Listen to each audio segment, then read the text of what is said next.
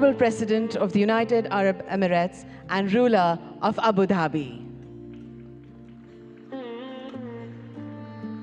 His Excellency, Mr. Jose Ramzorta, Honorable President, Timor-Leste. His Excellency, Mr. Philip Nyusi, Honorable President, Mozambique. His Excellency, Mr. Petre Fiala, Honorable Prime Minister, Czech Republic. And we welcome all the esteemed dignitaries. Thank you.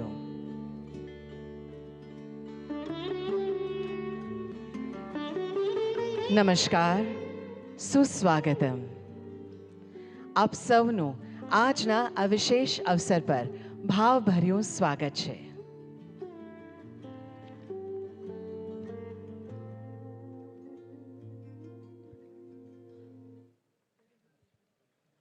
The banal event, Vibrant Gujarat Global Summit, has turned into a benchmark event globally, and its success can be attributed to various factors, including the state government's proactive policies, infrastructure development, and efforts to attract both domestic and international investors. Participating in this summit holds immense significance as it marks the pioneering event in the Amrit Kal.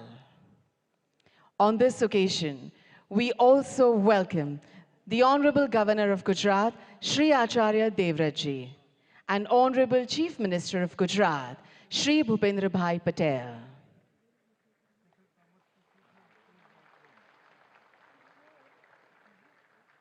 Thank you. We shall commence the significant inaugural session with a patriotic song, Jai Jai Garvi Gujarat, which was written by famous Gujarati poet Shri Narmad.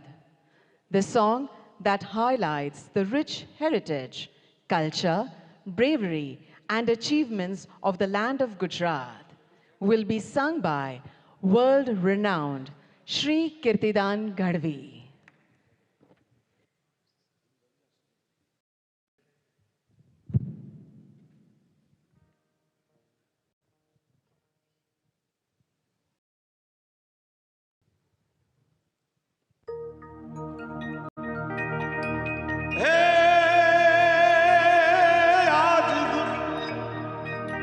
गुजरातनी स्वर्ण भूमि पर उग्यू स्वर्ण प्रभात. जय गुजरात, जय गुजरात. ए जय जय हो गर्वी गुजरात. गुजरात तने वंदन, गुजरात तने वंदन, गुजरात तने वंदन. जय जय गर्वी गुजरात.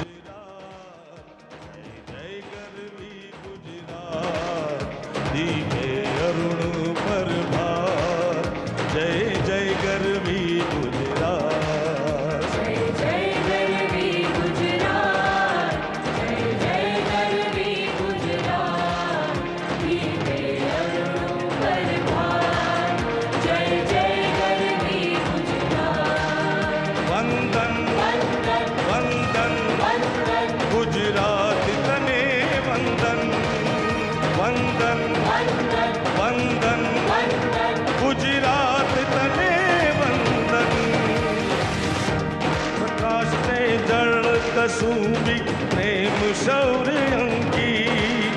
तू भणव भणव निज संतति सौने प्रेम भक्ति नीरी. ऊंची तुझ सुंदर जा.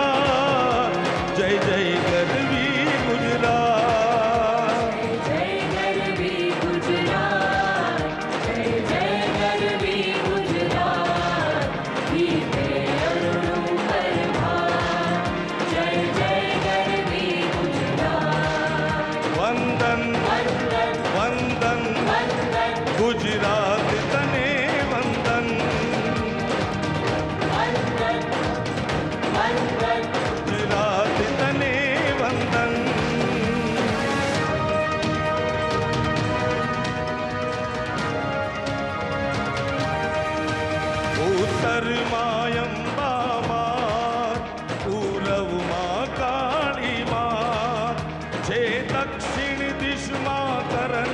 रक्षा कुंतेश्वर महादेव ने सोमनाथ ने तारके हे पश्चिम के रादेव जय सहाय मां साक्षात जय जय गरवी गुजरात जय गरवी गुजरात जय जय गरवी गुजरात दीपे अरुणु परभार जय जय गरवी गुजरात वंदन वंदन वंदन वंदन गुजरात तने वंदन वंदन वंदन वंदन वंदन गुजरात तने वंदन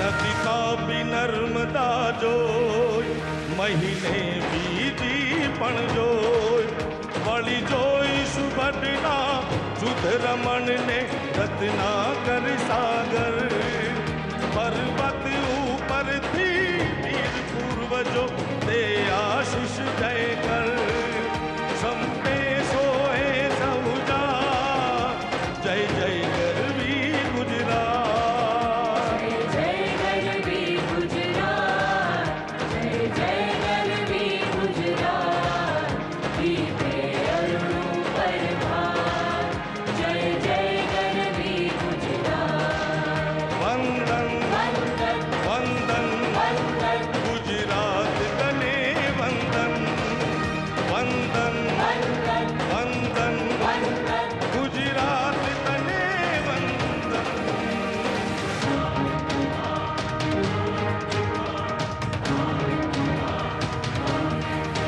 તે અણહિલ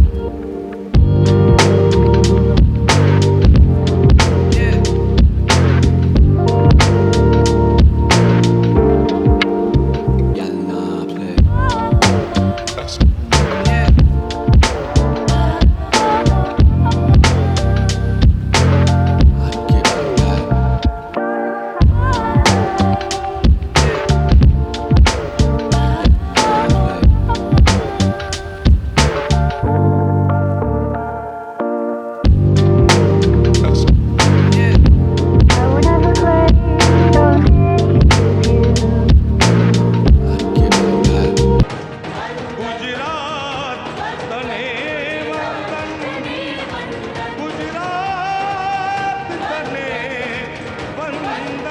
ગુજરાત તને વંદન વંદન વંદન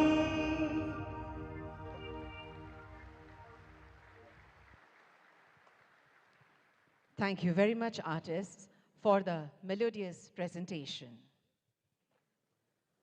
Over the past 20 years, the Vibrant Gujarat Summit has achieved remarkable success in its development and growth initiatives, thereby transforming Gujarat into an economic powerhouse.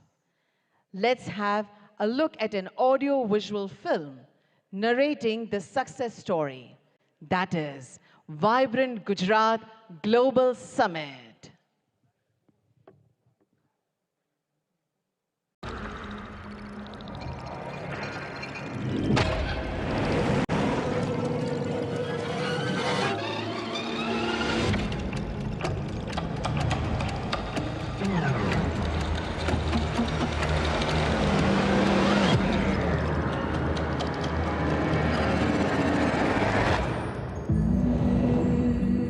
A land synonymous with prosperity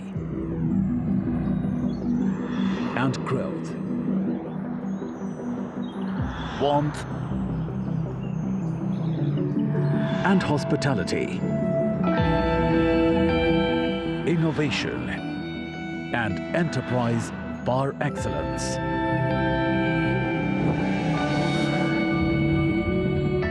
Whose people are committed to the realization of the infinite potential of humankind and wedded to the doctrine of Vasudhaiv Kutumbakam. One earth, one family, one future. A state blessed with the guidance of a visionary who is pioneering India's ascent as a Vishwamitra, a universal friend.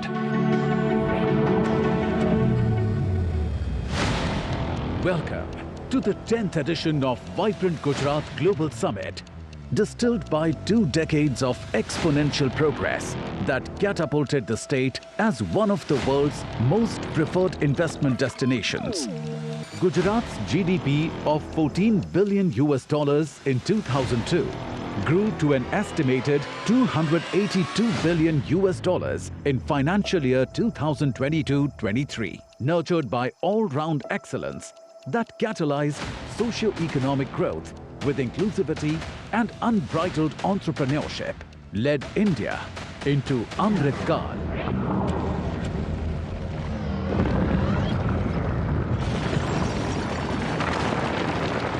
Envisioned in the face of adversity by the Honorable Prime Minister Narendra Modi at a time when he was the Chief Minister of Gujarat, the Vibrant Gujarat Global Summit bears on eloquent testimony to the characteristic resilience and the indomitable spirit of Gujarat. Inspired by Shri Modi's vision, the last 20 years have been an unparalleled saga of progress that has witnessed Vibrant Gujarat transform the state into India's growth engine. With unmatched state-of-the-art infrastructure,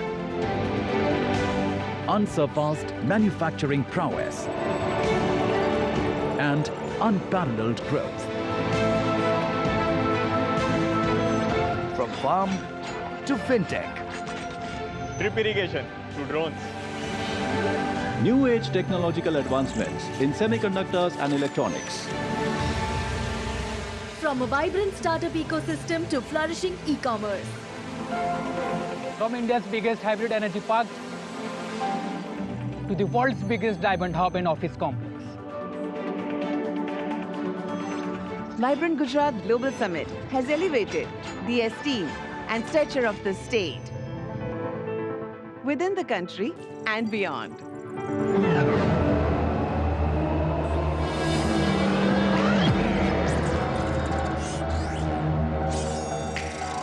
Gujarat is fully geared up to spearheading Industry 4.0, heralding the new industrial revolution with human augmentation frameworks and smart manufacturing propelled with the PM Gati Shakti. The transformative approach for integrated and multimodal connectivity. See the world's tomorrow in the Gujarat of today, where Dholera Special Investment Region, a future-ready greenfield smart city, lays the foundation of modern regenerative economies. India's first bullet train is being built to usher in a dynamic ecosystem by fostering innovation and adaptability. Artificial intelligence, robotics, and intelligent supply chain orchestration leverage symbiotic growth paradigm and a future-ready landscape with 80% of India's rooftop solar.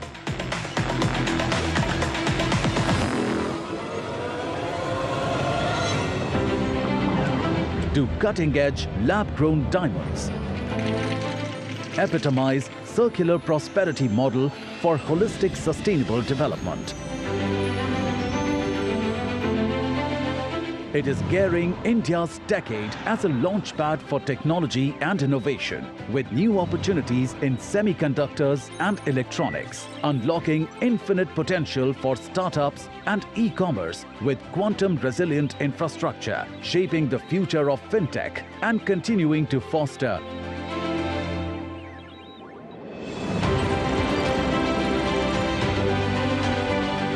medium, small and micro enterprises with a special focus on enhancing ease of doing business, empowering of women entrepreneurs,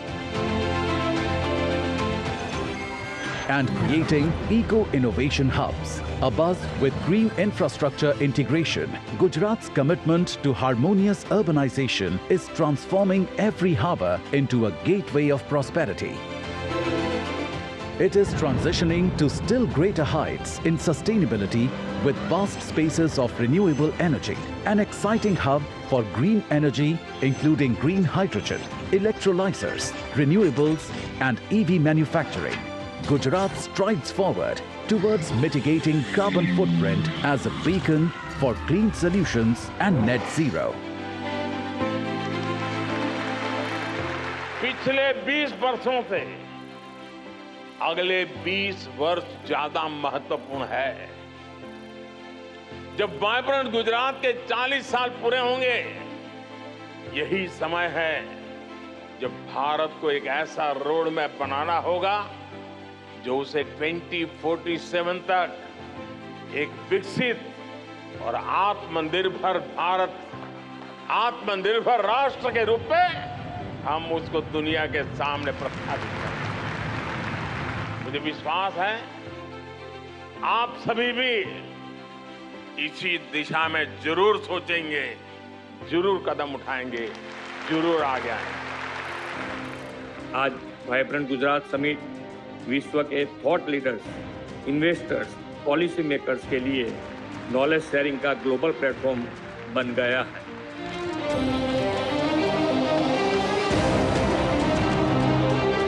Welcome to the Vibrant Gujarat Global Summit 2024. Welcome to the gateway of a greener earth, richer life, smarter business.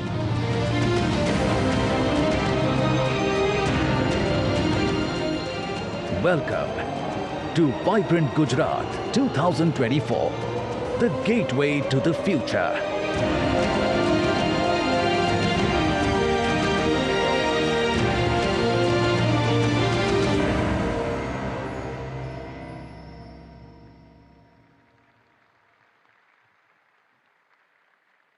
Thank you. With the attributes like transparency, inclusivity, efficiency, empathy, and accountability, the Honorable Chief Minister of Gujarat, Shri Bhupendra Bhai Patel, has steered the state of Gujarat towards progress, ensuring equitable development in all the sectors. Under the prudent governance and pro-business policies of his government, Gujarat has made robust progress. We would like to welcome the Honorable Chief Minister of Gujarat, Shri Bhupendra Bhai Patel, for his address.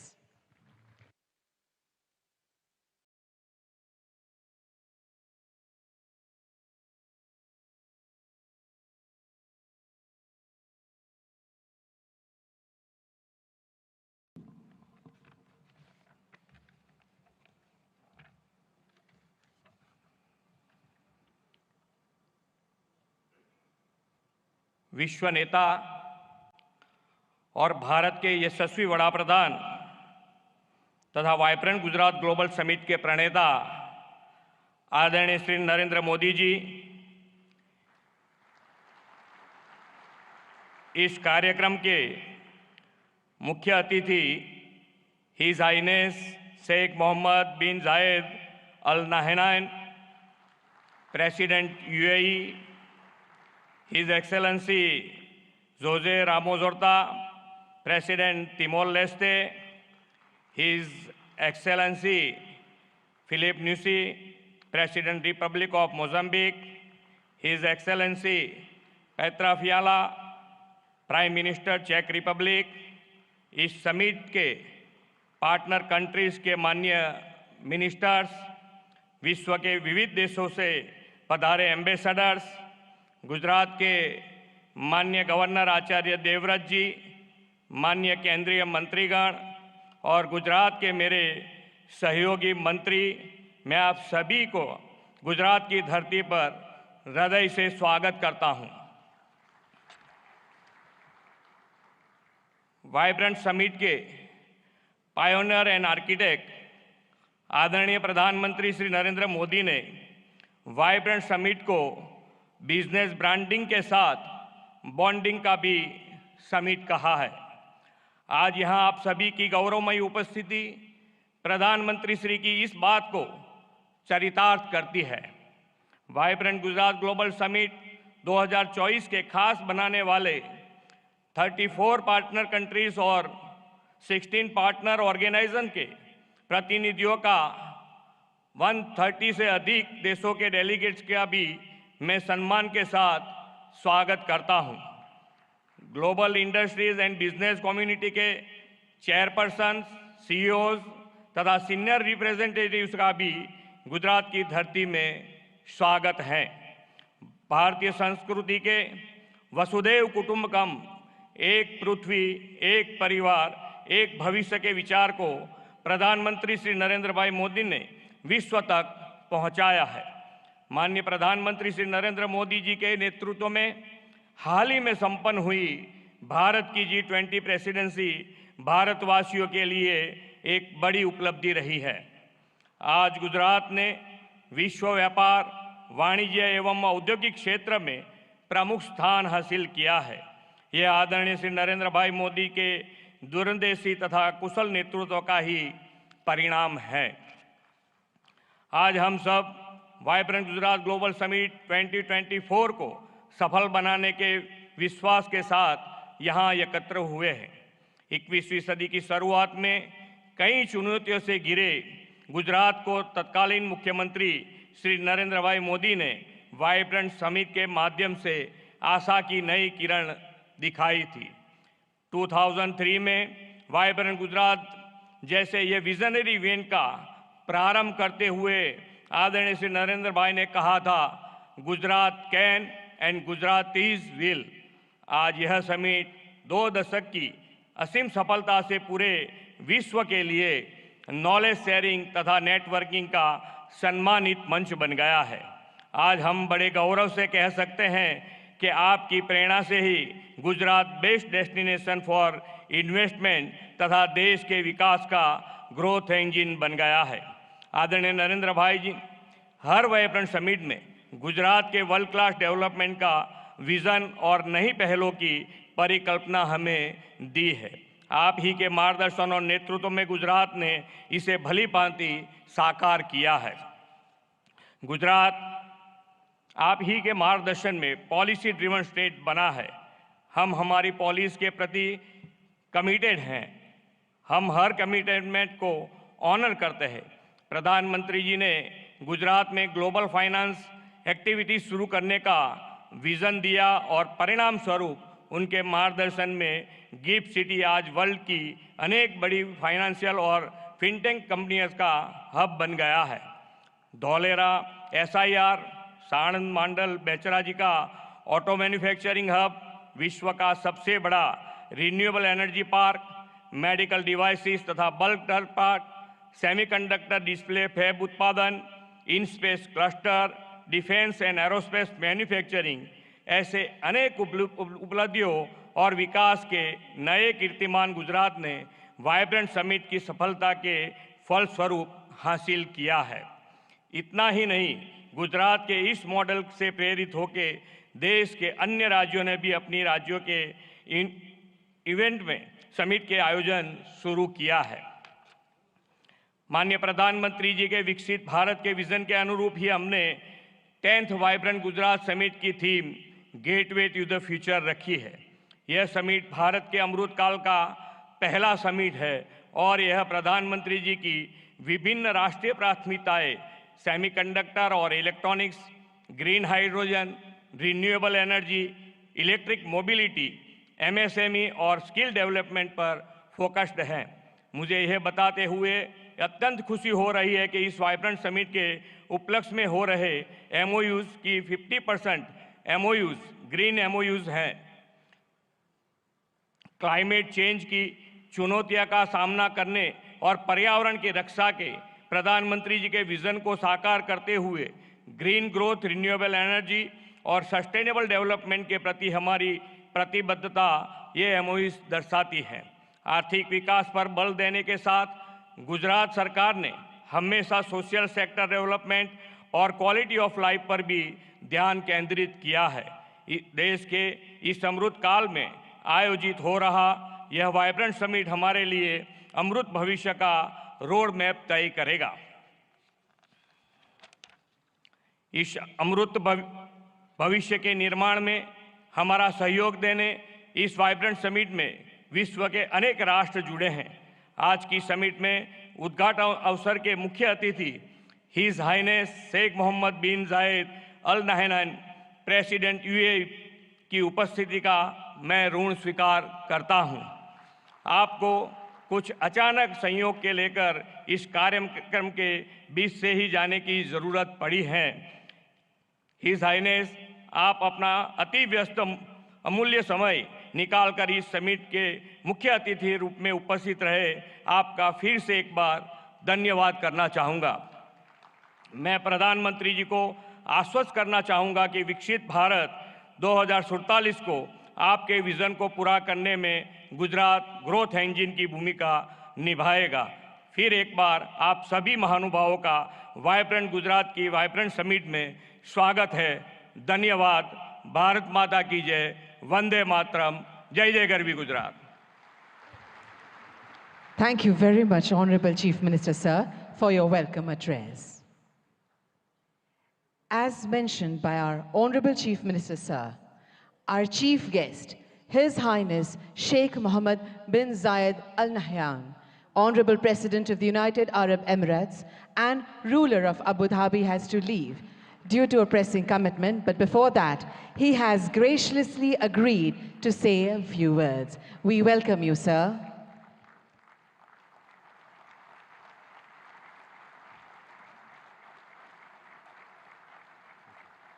Thank you.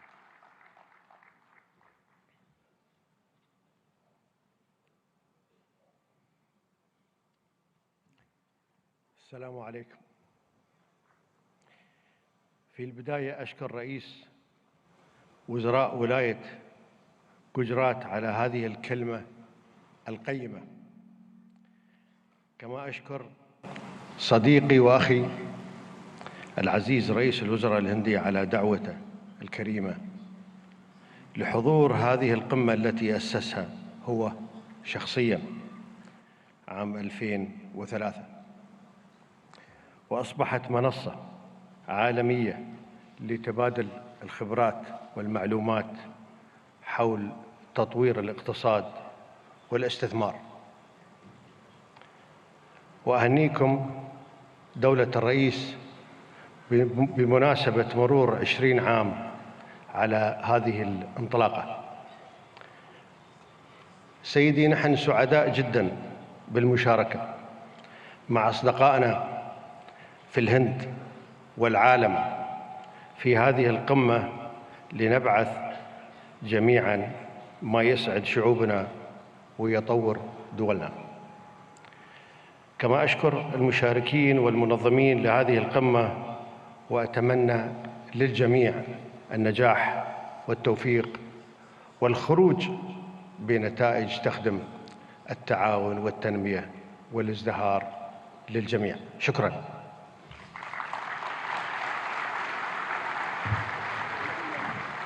Thank you, Your Highness.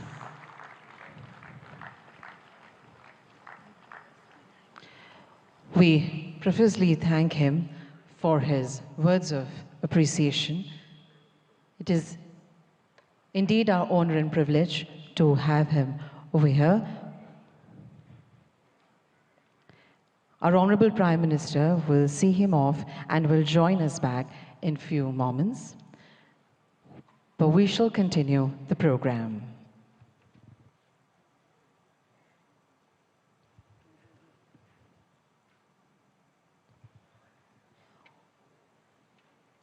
On this occasion, we have with us some eminent captains of industry. We would like to request them to address the gathering and share their insightful perspectives, enriching this prestigious summit with their profound knowledge and vision. We would like to invite Shri Lakshmi Mittal, Chairman, ArcelorMittal, for his address.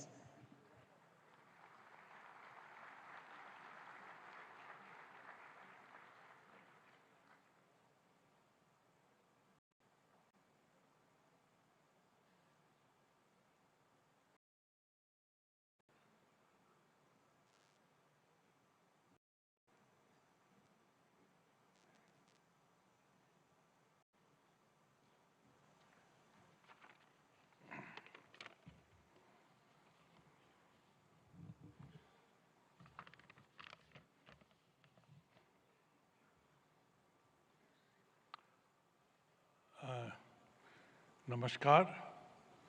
प्रधानमंत्री जी अभी हैं नहीं, शीघ्र ही आते होंगे, but मैं मुख्यमंत्री Shri Bhupendra Bhai Patel ji, governor Acharya Devvrat ji and मेरे साथियों एंड ऑनरेबल डिग्निटरीज, पिछले साल सितंबर में वाइब्रेंट गुजरात की 20वीं एनिवर्सरी पर मैं यहाँ आया था और प्रधानमंत्री जी ने बताया कैसे आइडियाज़, इमेजिनेशन और प्रोसेस कंटिन्यूटी के आधार पर इस मेगा ग्लोबल इवेंट को एक इंस्टीट्यूशनलाइज्ड स्ट्रक्चर मिला है।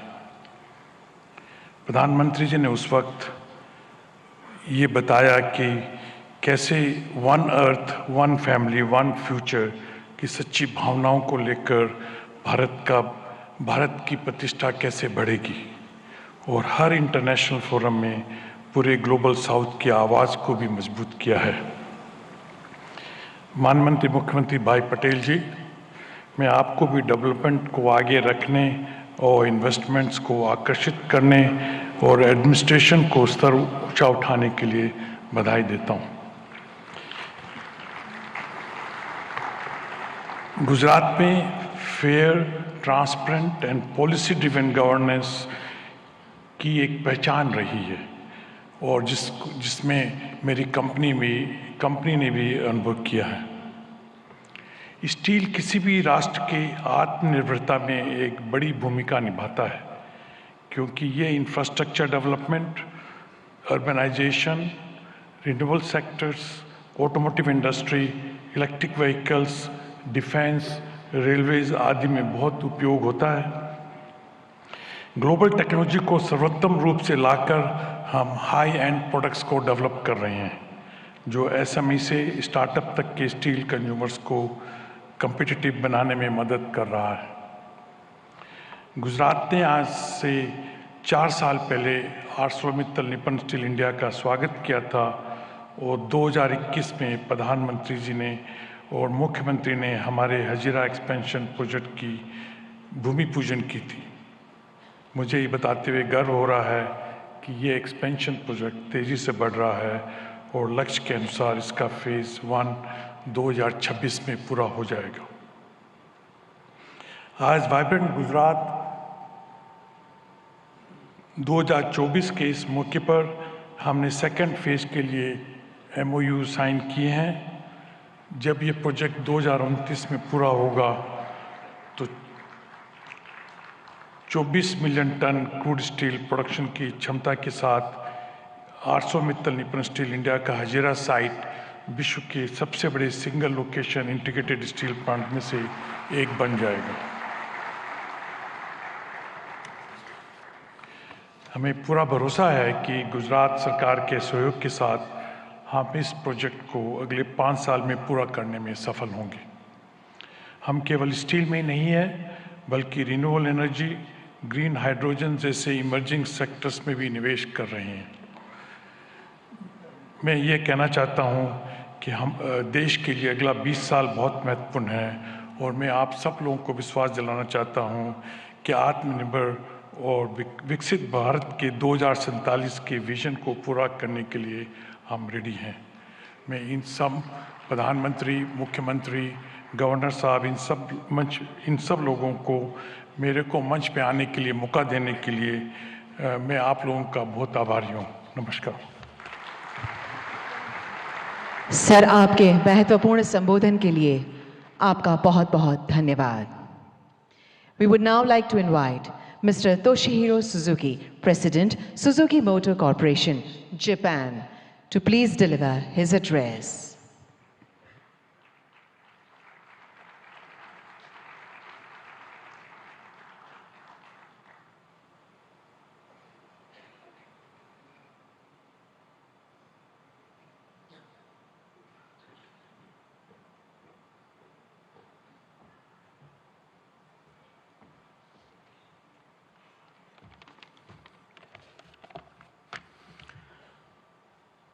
Honorable Prime Minister, Mr. Narendra Modi, and all senior guests, good morning and namaskar.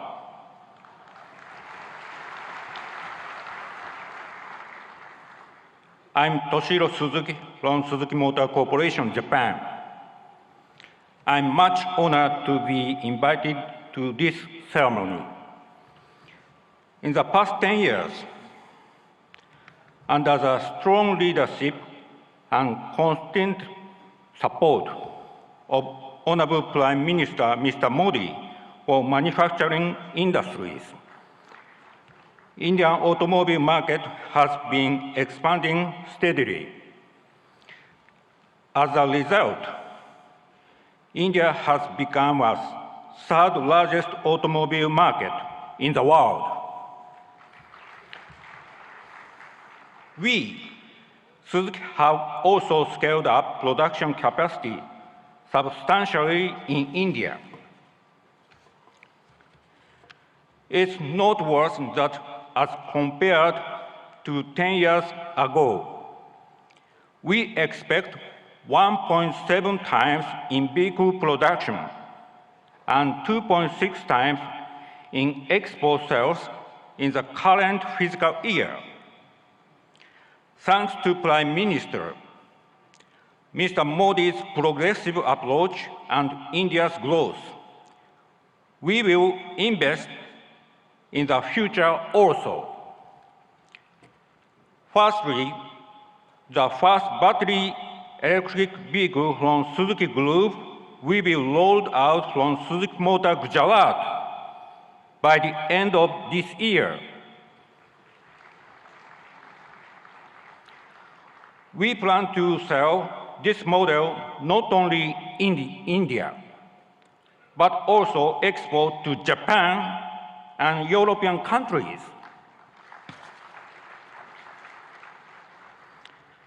Secondly, to expand our BEV production in future, Suzuki Group will invest 3,200 crore rupees in Suzuki Motor Gujarat to add a new fourth production line,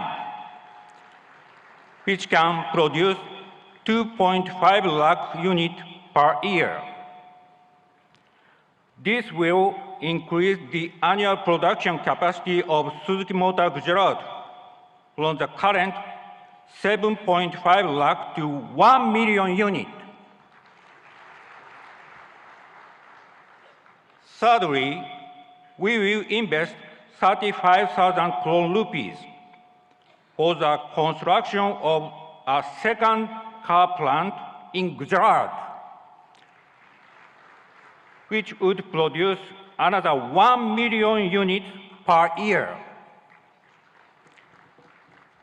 As a result, the annual production capacity in Gujarat will be 2 million units, namely 1 million units at SMG and 1 million units at the second new plant. Finally, as far as reduction of greenhouse gas emission is concerned, our effort will be through a multi-pathway approach. That means, in addition to vehicle electrification, we will offer multiple options, such as compressed natural gas, biogas, bioethanol, and green hydrogen.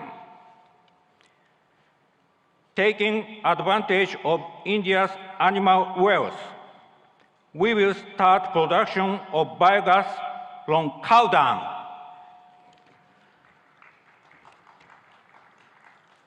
Together with National Dairy Development Board and Balance Dairy, Suzuki has already started construction of 4 biogas plants in Gujarat.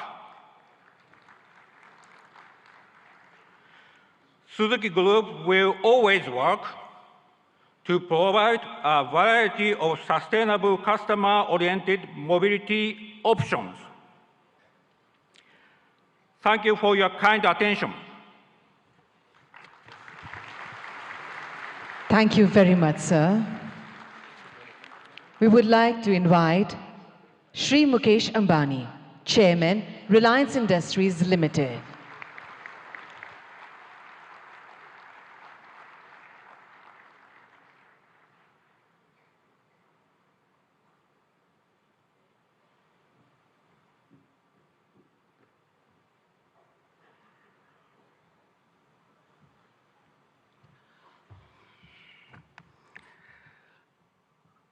Most respected Prime Minister Shri Narendra Bhai, Honorable Chief Minister Bhupendra Bhai Patel ji, distinguished guests and dignitaries from all over the world, ladies and gentlemen. Welcome to Gujarat and the 10th Vibrant Gujarat Summit, the most prestigious investor summit in the world today.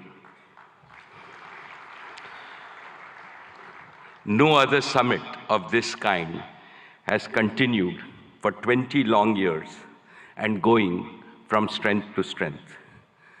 This is a tribute to our Prime Minister, Shri Narendra Bhai Modi's vision and consistency.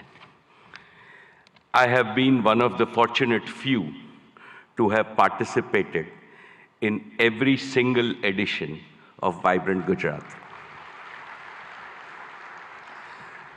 I have come from the city of the gateway of India to the gateway of modern India's growth, Gujarat. I am a proud Gujarati. Mane Gujarati hovanu abhiman છે.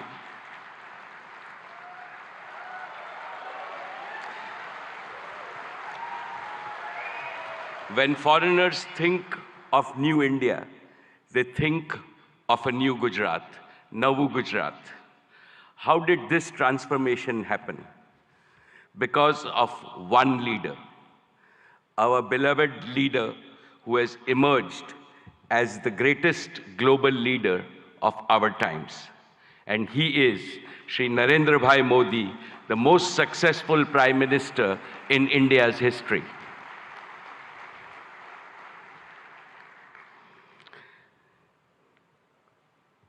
About Narendra Bhai, when you speak, the whole world not only listens, but applauds you. My friends abroad ask me, what is the meaning of slogan that millions of Indians are chanting, that Modi hai, to mumkin hai.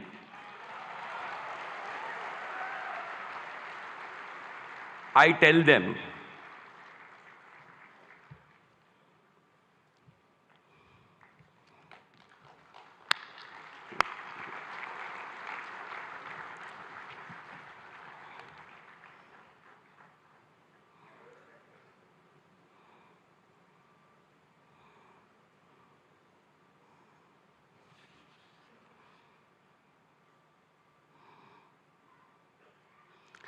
most respected Shri Narendra Bhai Modi ji, when you speak, the whole world not only listens, but applauds you. My friends abroad ask me, what is the meaning of the slogan, millions of Indians are chanting? Modi hai to mumkin hai. I tell them it means India's Prime Minister makes the impossible possible with his vision, determination, and execution. They agree and they also say, Modi hai to mumkin hai. My esteemed friends, I will never forget what my father, Dhirubhai Ambani, used to tell me in my childhood.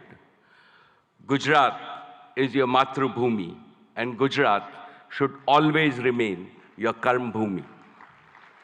Today, let me declare yet again, Reliance was, is, and will always remain a Gujarati company. Each of Reliance's business is striving to fulfill the dreams of my 7 crore fellow Gujaratis. Reliance has invested over $150 billion, that is 12 lakh crores, in creating world-class assets and capacities across India in the last 10 years.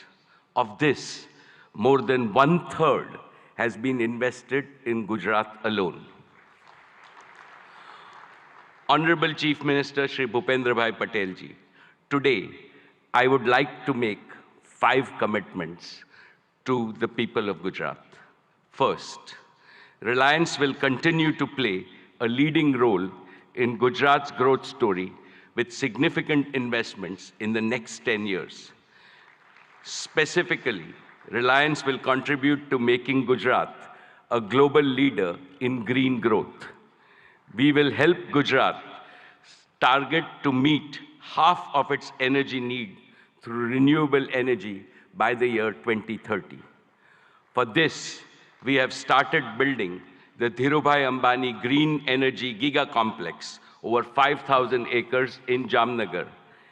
This will generate a large number of green jobs and enable production of green products and materials, and will make Gujarat a leading exporter of green products.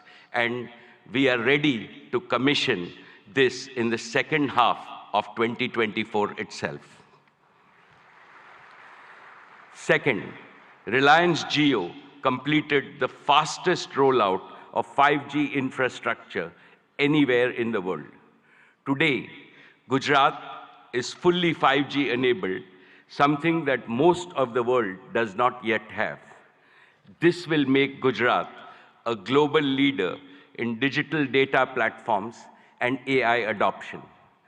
5G-enabled AI revolution will make Gujarat's economy more productive, more efficient, and more globally competitive. Besides generating millions of new employment opportunities, it will produce AI-enabled doctors, AI-enabled teachers, and AI-enabled farming, which will revolutionize healthcare, education, and agricultural productivity in the state of Gujarat. This will benefit every Gujarati in urban as well as rural areas, since to my mind, AI also means an all-inclusive growth. Third, Reliance Retail will further accelerate its mission to bring quality products to consumers and simultaneously empower lakhs of kisans and small merchants.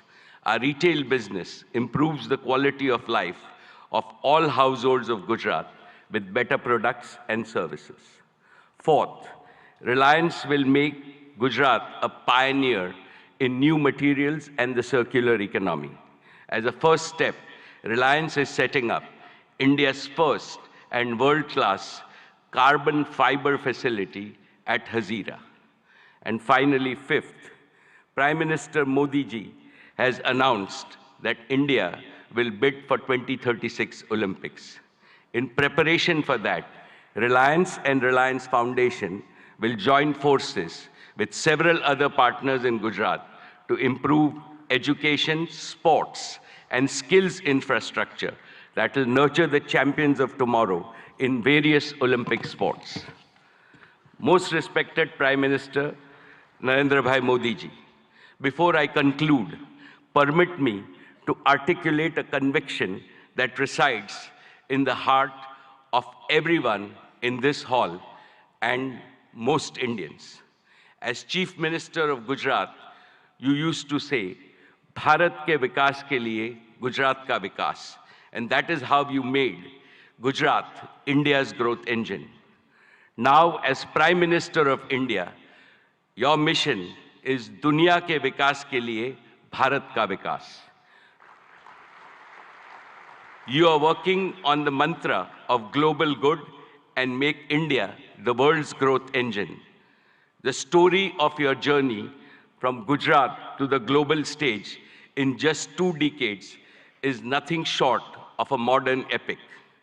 Today, and in today's India, is the best time for young people to enter the economy, to innovate, and to provide ease of living and ease of earning to hundreds of millions of people.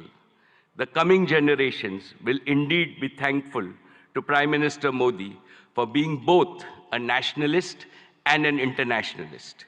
You have laid a solid foundation for Viksit Bharat, India as a fully developed nation in Amrit Kal.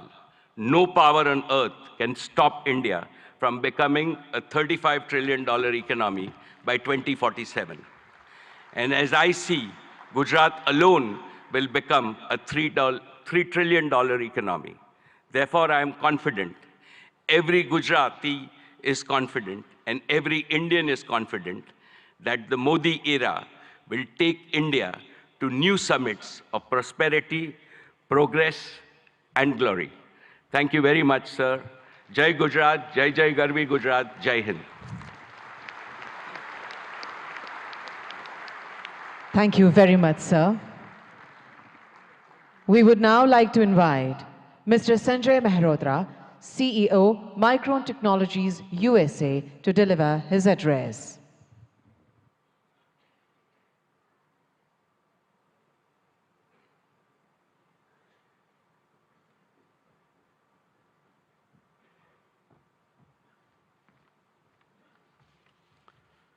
Namaste and good morning.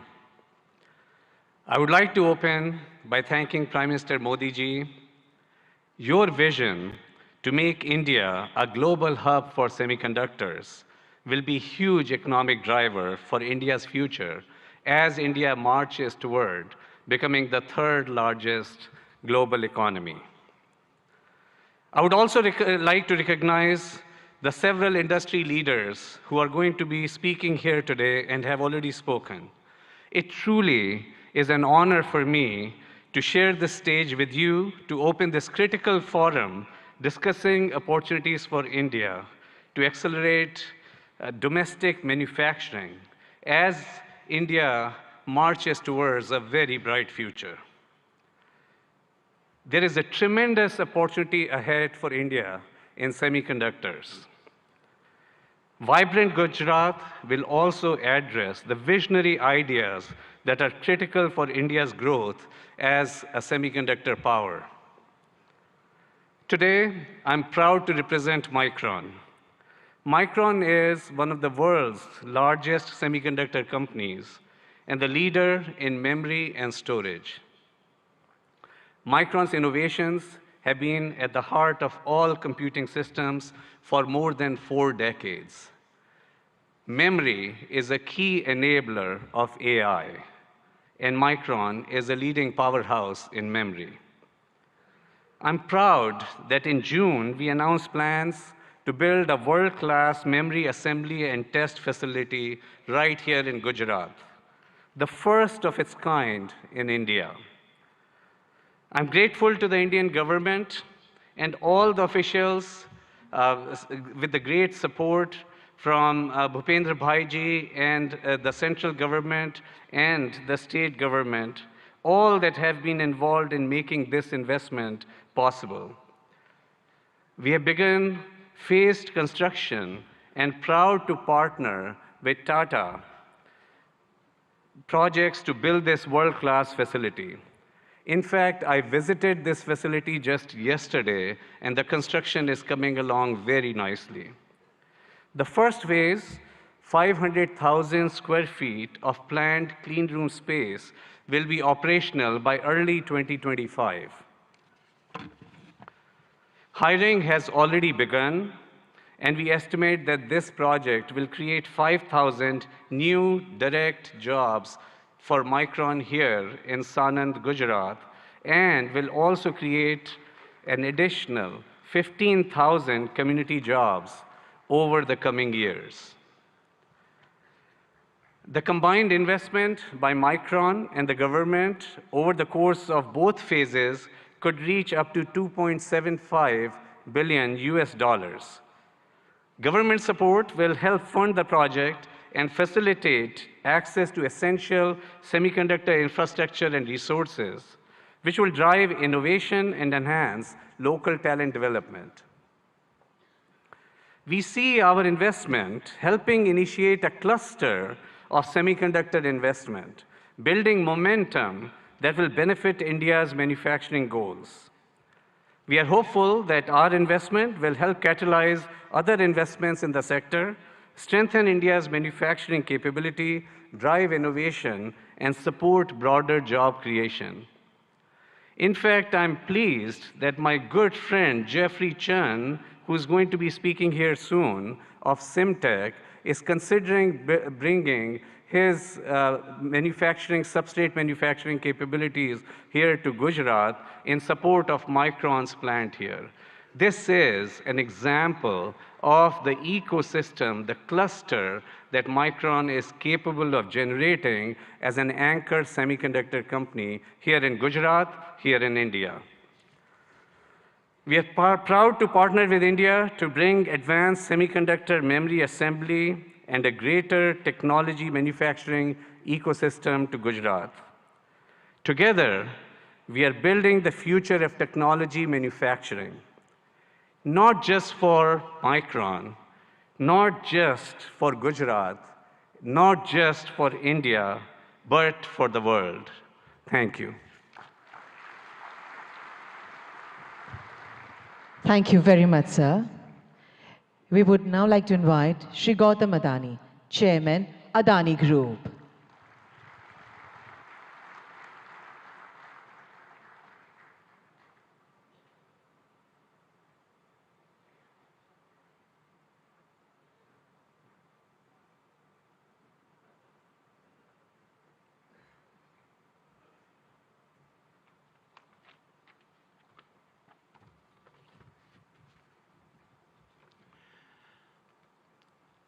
Honorable Prime Minister, Shri Narendra Bhai Modi,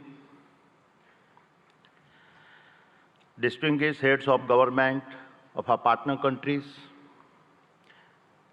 His Excellency Governor of Gujarat, Honorable Chief Minister, Shri Bhupendra Bhai Patel, distinguished ministers, captains of industries, and my dear friends. Good morning. It is a privilege to address the 10th Vibrant Gujarat Summit. I take immense pride in having been a part of every one of these summits. Honorable Prime Minister, Vibrant Gujarat is a stunning manifestation of your extraordinary vision. It has all your hallmark signatures, merging grand ambition, massive scale, meticulous governance, and a flawless executions. It ignited a nationwide movement as all our states march forward, competing and cooperating to fundamentally remodel India's industrial landscape. The statistics of the past decade are remarkable. Since 2014, India's GDP has grown by 185% and per capita income by a stunning 165%. This achievement is unparalleled, especially considering this decade's geopolitical conflicts and a pandemic challenges. Honorable Prime Minister, your achievements on the international stage are equally remarkable. You have taken us from a country seeking a voice on a global platforms to a nation that now creates the global platforms. The Solar Alliance platform, an initiative you conceptualized, and your leadership at the G20 platform set a benchmark for a more inclusive world order. Adding the Global South to the G20 is a defining moment in our modern history. Honorable Prime Minister, you don't just predict the future, you shape it. You have reoriented India to become the world's fastest growing nation and position her as the global social champion driven by the two philosophies of Vasudhaiva Kutumbakam and a Vishwaguru.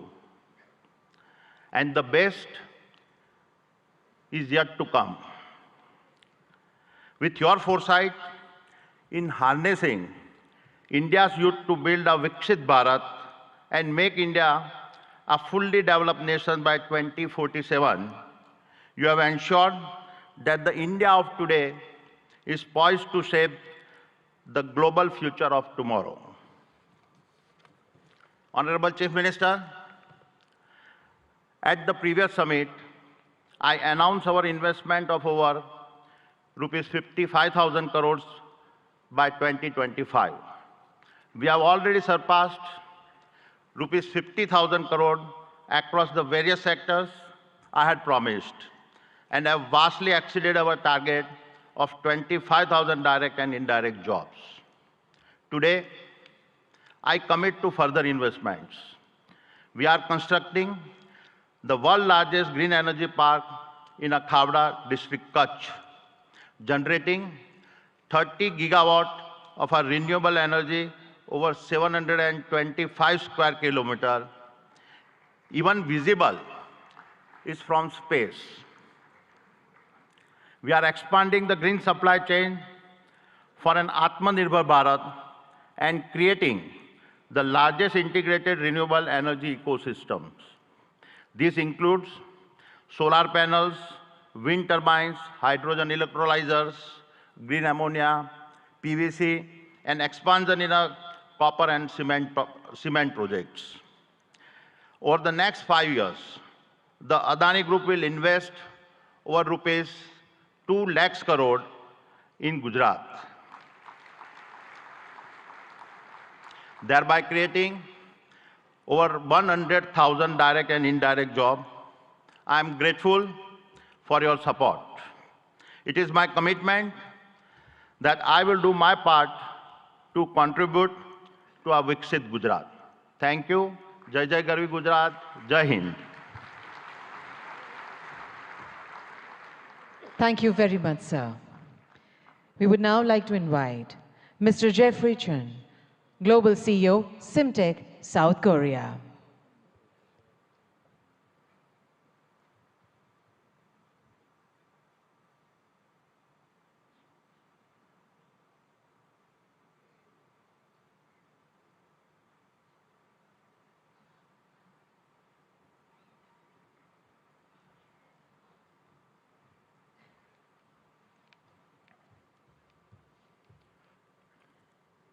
Good morning. Thank you, Honorable Prime Minister, Head of State, Government, Union and State Ministers, senior officials of Government of India, and the State Government of Gujarat for hosting Vibrant Gujarat Global Summit 2024. It is my great honor to participate in this event and given the opportunity to interact with global and national industry leaders and other distinguished guests. As a supply chain partner for the semiconductor assembly and test industry, we, Simtech, provide the best-in-class semiconductor packaging, IC substrates, and high-density interconnect printed circuit boards to our industry-leading customers. We are very excited to share our own angle to the India project as a co-location investment. Following our major customer, Micron's project in the state of Gujarat. I would like to emphasize that this is not our first time supporting our key customers' supply chain network with co-location investment. We have already done our project with Micron in China more than 10 years ago. We have recently executed another project in Malaysia together. Through these projects, we have proven to the market that co-location investment really boosted the growth of a semiconductor ecosystem in the region, and that it also helped our business to settle in the initial stage of the investment, which would not have been possible without the support of the next-door neighbor like Micron. Vibrant Gujarat Global Summit 2024 showcases the global movement of creating a new supply chain network in a fast-growing nation like India. And Simtech, as a company from Korea, is very proud to be part of this movement to achieve a new milestone, making a prosperous Gujarat for self-reliant India supply chain. We are now preparing for another round of co-location investment in India, following Micron's investment plan in Gujarat state. And I'm very pleased to share the progress with the audience today that with the support from the central and state government, we are ready to make an investment, a significant investment in India and create thousands of job opportunities for high-skilled talents in the state of Gujarat together with Micron. And most of all, elevating the India's PCB and IC packaging substrate industry to another level to make India's presence in the semiconductor supply chain network much stronger. We really look forward to further supporting our customers' supply chain, both in India and globally. And we will further enable India's domestic players to be part of the global supply chain ecosystem. Thank you very much. Thank you very much, sir. We now invite Shri N. Chandrasekharan, Chairman, Tata Sons Limited, for his address.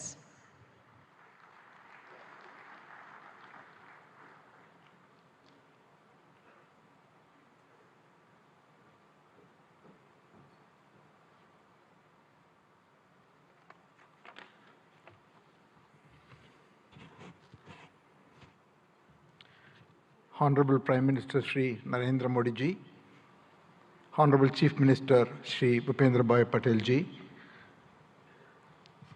Governor of Gujarat, distinguished heads of states, ministers, ladies and gentlemen. It's truly a great privilege and honor to attend and share a few thoughts on the 10th edition of Vibrant Gujarat Global Summit. The steady and spectacular progress of Gujarat consistently over such a long period of time clearly demonstrates the visionary leadership and the mindset of our Honorable Prime Minister Narendra Modi ji. Thank you, sir, for your leadership to Gujarat and to the whole country and to all of us. The impact of economic development has also resulted in tremendous social development. Gujarat clearly has established itself as the gateway to the future. For the Tata Group, Gujarat is a very special place. The Tata Group's origins started in Navsari, the birthplace of our founder Jamshedji Tata. The Tata Group started its presence here in 1939 with Tata Chemicals, 85 years ago. Today, 21 of our Tata Group companies have a very strong presence, from Tata Power, Tata Motors, Tata Consultancy, our defense company Advanced Systems, Hotel, Tata Steel, and all our retail companies, and Air India, and many other companies. The group employs over 50,000 people in the state of Gujarat. Recently, we have made significant commitments to expand our presence in the state of Gujarat. Sanand is becoming home for all our electric vehicles technology. We expanded the footprint in Sanand with additional capacity so that we can meet the growing demands of the electric vehicles. We concluded and are about to launch the building of a huge gigafactory for 20 gigawatts of lithium-ion batteries in Sanand. The project should start construction in the next couple of months. Then we also are building the C-295 defense aircrafts, initially in Vadodara and then in Dholera, and that work is going on full swing. The Tata Group has also made a commitment and is on the verge of concluding and announcing a huge semiconductor fab in Dholera. And we are about to complete these negotiations and start in 2024. In addition to that, the Tata Group is also building, in partnership with the Government of India and Gujarat government, an Indian Institute of Skills Institute, which will be constructed over 3.2 lakh square feet and should be fully operational and will train more than 25,000 professionals every year, primarily in advanced manufacturing, electric vehicles, advanced electronics, and then hospitality. And the project's first phase will be launched in March 2024.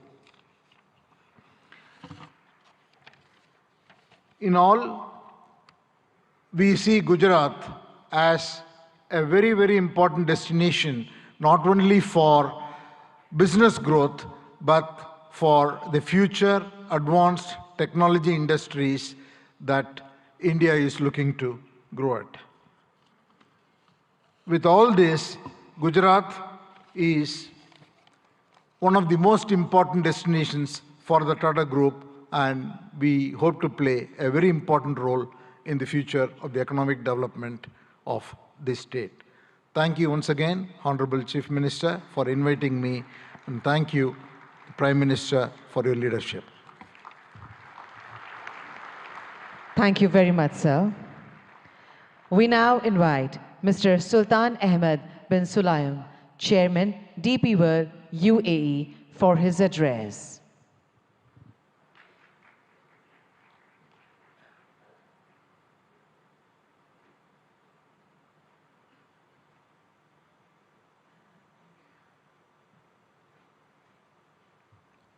Honorable Minister Shri Narendra Modi, Honorable Chief Minister of Gujarat Shri Bhupendra Patel, dignitaries of Government of India, UAE, and partner countries. Distinguished guests, good morning. It's a great honor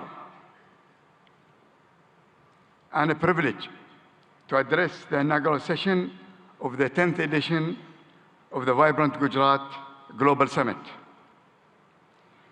It is heartening to see Honorable Prime Minister Modi's vision of vibrant Gujarat became a reality. I would like to congratulate and thank the Government of Gujarat, led by Honorable Chief Minister Bhupendra Patel, for organizing this summit and inviting me. The 10th edition of the Vibrant Gujarat Summit truly showcases its exponential rise as India's premier business forum, guiding the nation to Honorable Prime Minister's vision of Viksit Bharat 2047. Gujarat also have been a pioneer in developing and promoting various industrial clusters and states, such as the Gujarat International Finance Tech City, the Dholera Special Investment Region, and the Gujarat Maritime Cluster, truly acting as the gateway to the future. Gujarat has a special place within the strong bilateral ties between UAE and India. The UAE is one of the biggest overseas investors in Gujarat, having invested more than $2.4 billion since 2017. And these strong connections have seen Gujarat export more than $7 billion worth of goods to UAE in the last year. India was the fastest growing major economy in the world in 2023. This growth is set to continue under the strong leadership of Honorable Prime Minister Modi and Honorable Chief Minister Patel. Through investment and initiative like Gati Shakti, Gujarat and India will continue to realize their potential economic powerhouses. Like the vibrant Gujarat Summit, DP World also started our operation in Gujarat in 2003 with the opening of the Mundra International Container Terminal. Since 2003, DP World have invested in the state of Gujarat as well in other states in India in the tune of $2.5 billion. To develop multimodal logistics, ecosystem connection ports to free trade zone, container freight station, inland rail terminal, contract logistic, cold chain, and express cargo services. DP World is planning in the next 3 years to invest, in addition to that, $3 billion. We will continue to support Gujarat economy by building state-of-the-art container terminal at Kandla with a capacity of 2 million containers. Looking ahead, we foresee deeper trade, employment, and cultural collaboration between India and UAE. DP World has signed strategic memorandum of understanding with the government of Gujarat on the sideline of the summit, which reiterates our commitment to the state of Gujarat and India. We are proud to partner with the government for the development of India's logistics sector, and we will continue to support the manufacturing industries of Gujarat and the rest of India to make India goods globally competitive and accessible. I am grateful to the government of Gujarat and to the organizer for inviting me to this summit, and I am certain that the 10th edition of Vibrant Gujarat will set new benchmarks for success for years to come. Thank you very much. Thank you very much, sir. We now invite Mr. Shankar Trivedi, Senior Vice President, NVIDIA Global Field Operations, for his address.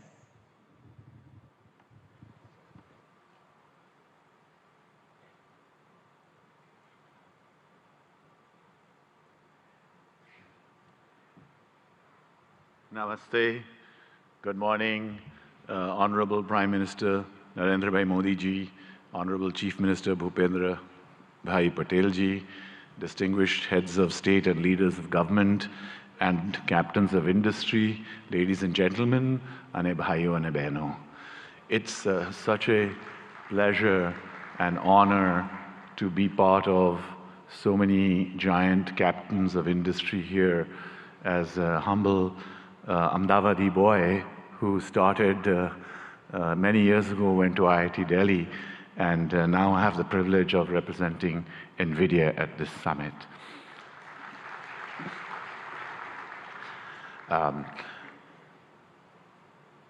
Generative AI is going to change the way we work, the way we do business, the way we govern, the way we live. Just like the internet starting 30 years ago and the mobile revolution starting 25 years ago, the generative AI revolution will also do the same. Generative AI is going to affect all of you. More than 5 years ago, Prime Minister Narendra Bhai Modi ji invited my CEO Jensen Huang to deliver a lecture to all of the heads of Indian governments in the Vigyan Bhavan. It is the first time that a global leader actually talked about implementing of AI. Thanks to the leadership of Prime Minister Modi ji, it has been a catalyst to accelerate the adoption of generative AI in India and also here in Gujarat. Today, I want to give you 3 specific things that NVIDIA has actioned over the last few months. Number 1, skills development. We have created digital content that can be delivered online and in person to hundreds of thousands of students, developers, researchers, and technical institutions. We are already rolling out this curriculum content on generative AI to all of our business partners here in India, especially the global systems integrators. We are now most willing and keen and eager to partner with universities and technical institutions here in Gujarat and elsewhere in India to deliver this compelling content to the hundreds and thousands of developers in India. India has scale, India has talent, India has amazing data, India has a unique culture.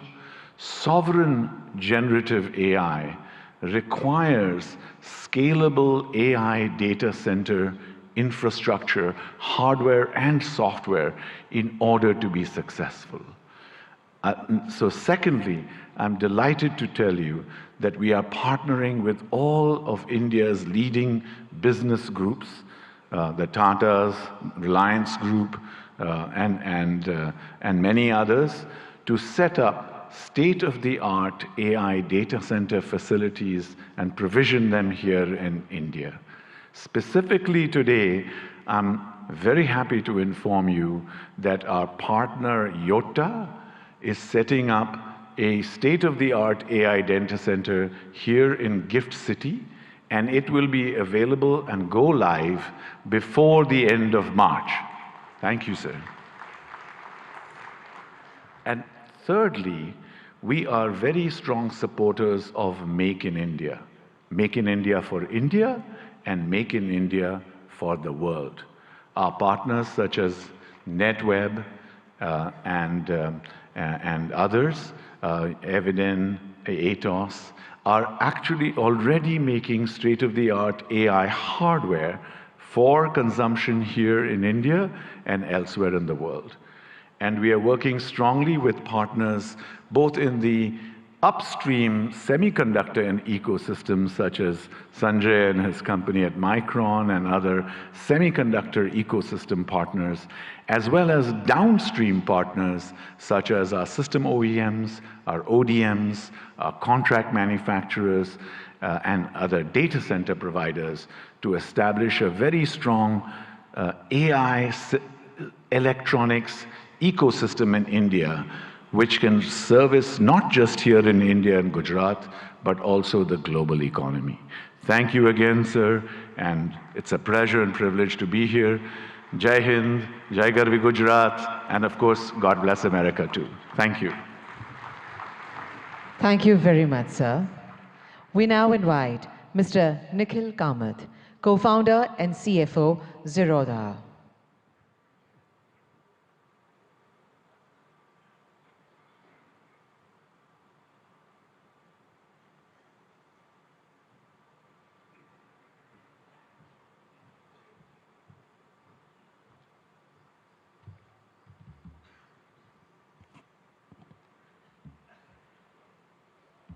I only have 3 minutes today, so I won't waste too much time by talking about me or setting context.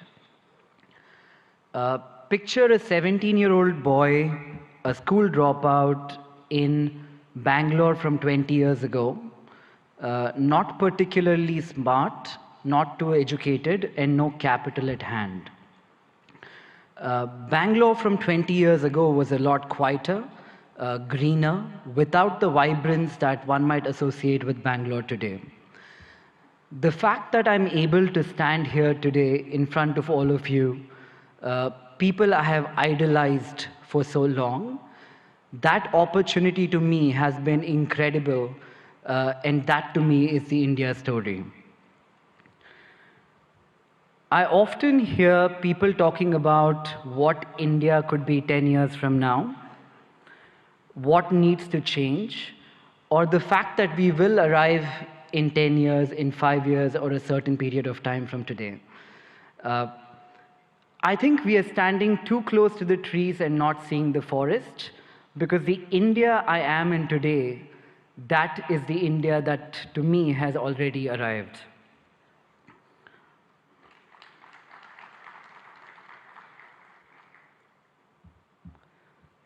The opportunities the country threw to a 17-year-old boy, again with no education, no capital, or exceptionally smart, this, in my view, has not happened forever. The last 10 years have been incredible, and I'm not the only exception here in India. There are many other exceptions like me. We all hang out. We call this the startup ecosystem of India.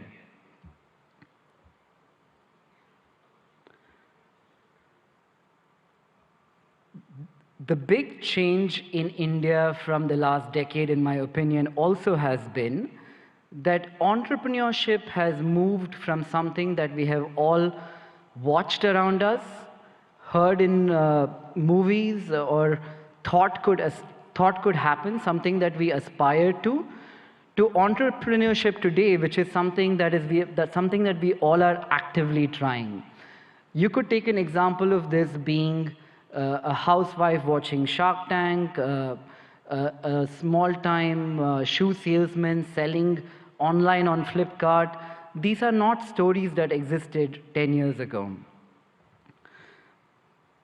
To that one man in the audience here today, who in my opinion has facilitated this stable ecosystem for people like me to thrive, and millions of other who we call the youth of India to thrive, I would like to say thank you, Modi ji, for having created this ecosystem for all of us.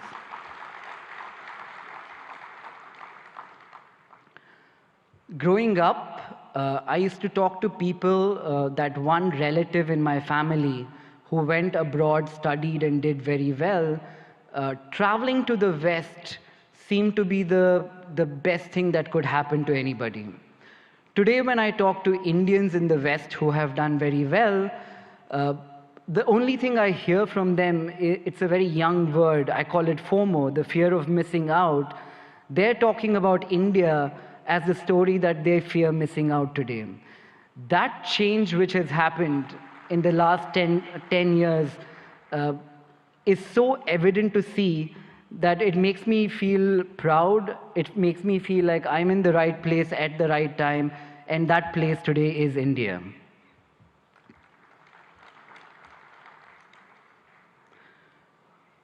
I often ask people, if their life was a book, what would they call the current chapter? It's a good question for all of us to ask ourselves. When I look at India and I ask myself, what would be this chapter in the book of India, the first word that came up in my mind was arrived.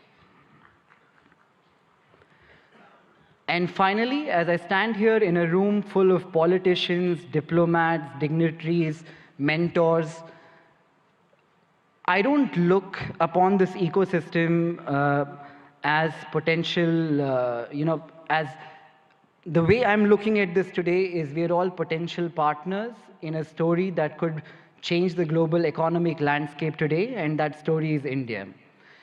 And to all the foreign investors here, India is seemingly looking like the coolest party in town.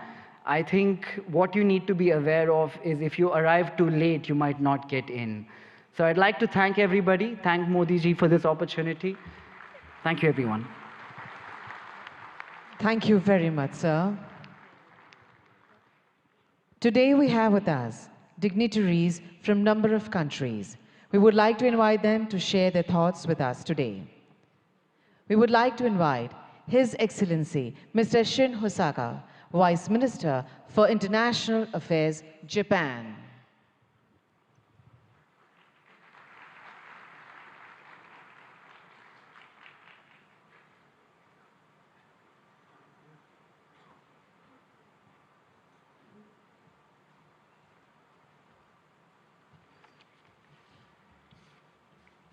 Namaskar.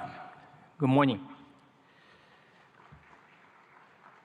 Honorable Prime Minister Narendra Modi, Honorable Chief Minister of Gujarat, Priyanka Patel, distinguished guests, all the delegates in attendance, my name is Shin Hosaka, Vice Minister for International Affairs of the Ministry of Economy, Trade and Industry of Japan, or METI for short.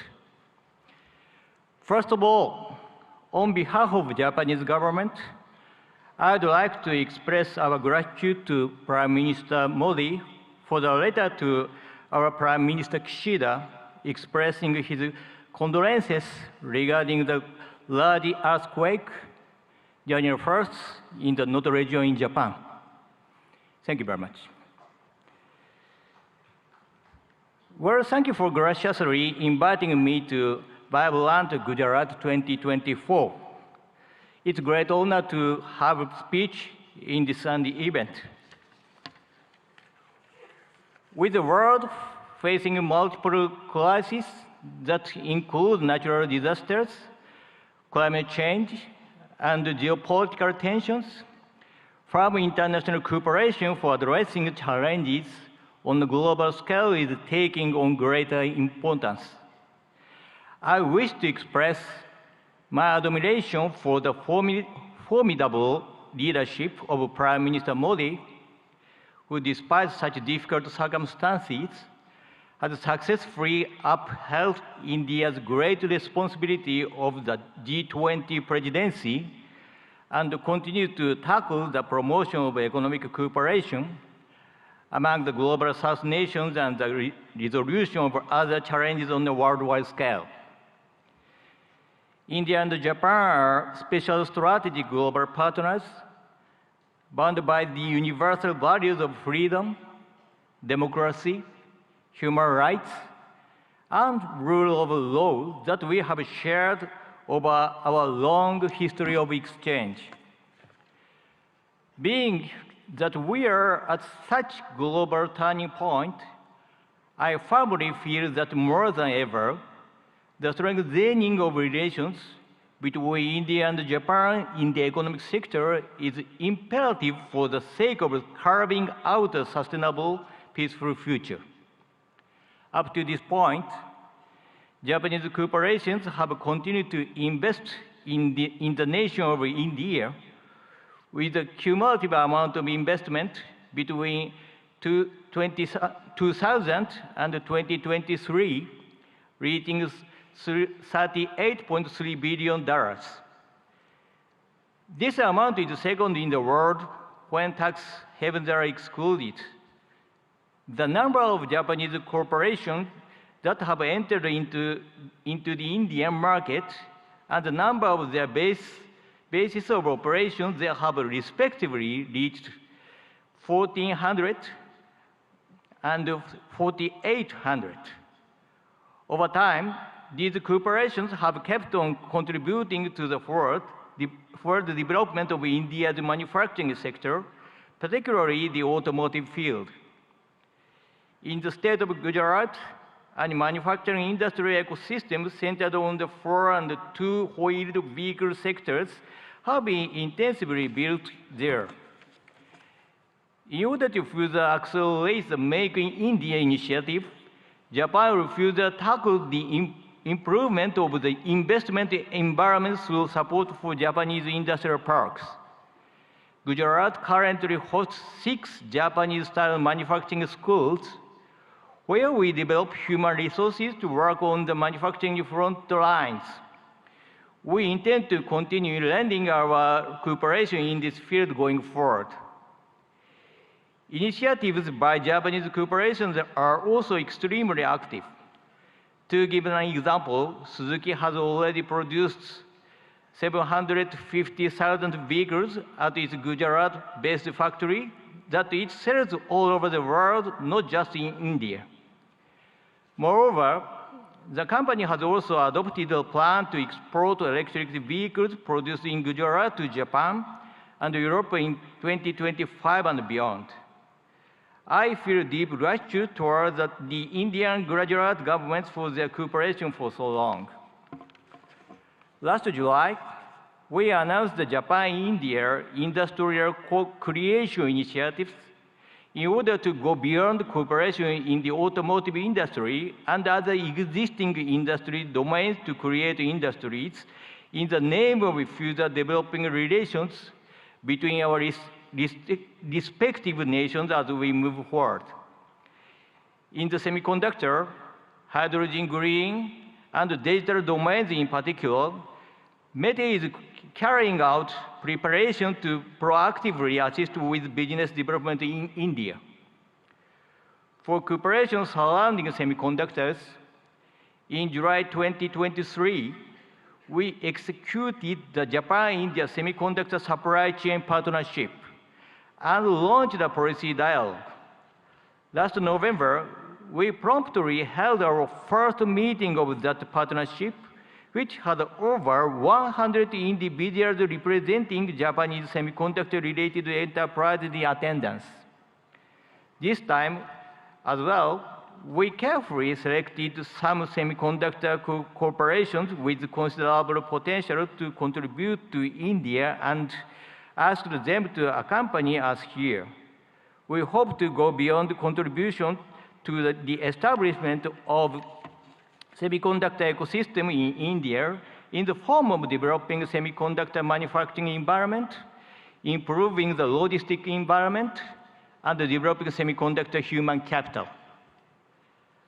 For the hydrogen domains as well, we are providing support for attracting Japanese cooperation to India and lowering the initial risk associated with the start of operations in order to accelerate cooperation with the nation. In fact, world-leading equipment such as water electricity systems and ammonia mixed combustion burners is in the process of being introduced in India. In addition, METE will enact budgetary measures of $200 million for the purpose of accelerating economic cooperation with India. Our hope is to develop concrete projects through these funds towards the future. The concept of Vibrant Gujarat 2024 is gateway to the future. Let Japan, with its accumulation of technology, and India, whose growth is just beginning, join hands in driving forward the international society and carving out the future of the world. I will close my speech with the pledge of cooperation as a representative of Japan, India's best friend. Thank you for being such an attentive audience. Thank you very much. Thank you very much, sir. We now invite His Excellency, Mr. Ibrahim Yusuf Al-Mubarak, Assistant Minister of Investment, Kingdom of Saudi Arabia, for his address.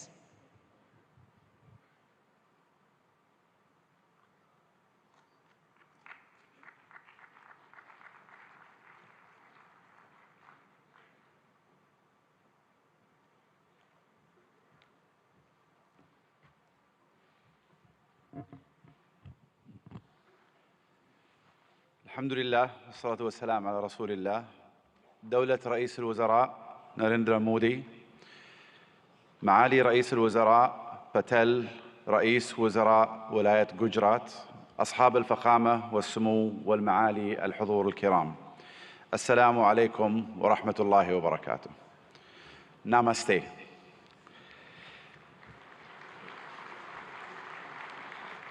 يشرفني الانضمام إليكم هنا في ولاية جوجرات، والتي تجمع اليوم قادة حكومات وقطاع الأعمال والاستثمار من جميع أنحاء العالم، وأنقل لكم تحيات مولاي خادم الحرمين الشريفين الملك سلمان بن عبد العزيز آل سعود، وسمو سيدي ولي العهد ورئيس مجلس الوزراء الأمير محمد بن سلمان إلى حكومة الهند بقيادة دولة الرئيس مودي، لاستضافتها لهذه النسخة 10 من قمة جوجرات العالمية النابضة بالحياة. اسمحوا لنا بداية أن نشيد برحلة الهند الاقتصادية المبهرة، والتي وصلت بالهند إلى المرتبة 5 على مستوى العالم من حيث الاقتصاد والاستثمار الأجنبي المباشر. كما نهنئكم على رئاستكم الناجحة لمجموعة 20 كصوت للاقتصادات الناشئة، وهو مما يهمنا بالتأكيد كعضو في مجموعة 20، إضافة إلى أننا نفخر بانضمامنا إلى البريكس في هذا العام. منذ أن انطلقت رؤية المملكة 2030 قبل ما يقارب 8 سنوات، ارتفع ناتجنا المحلي بنسبة 66%، وتضاعف استثمارنا الأجنبي المباشر 4 مرات، ونحن على بعد نقطة واحدة فقط من هدفنا المتمثل أن تصبح المملكة العربية السعودية أحد أكبر 15 اقتصاداً في العالم بنهاية هذا العقد بإذن الله. إن مكانة المملكة كشريك استثماري في البنى التحتية التقليدية والطاقة في القرن 20 تتجاوز ذلك، لتشمل القطاعات الصناعية والخدمية في القرن 21 مثل السياحة والثقافة والنقل والطاقة المتجددة وتقنية المعلومات والاتصالات والمدن والمصانع الذكية، بالإضافة إلى البناء والنفط والغاز.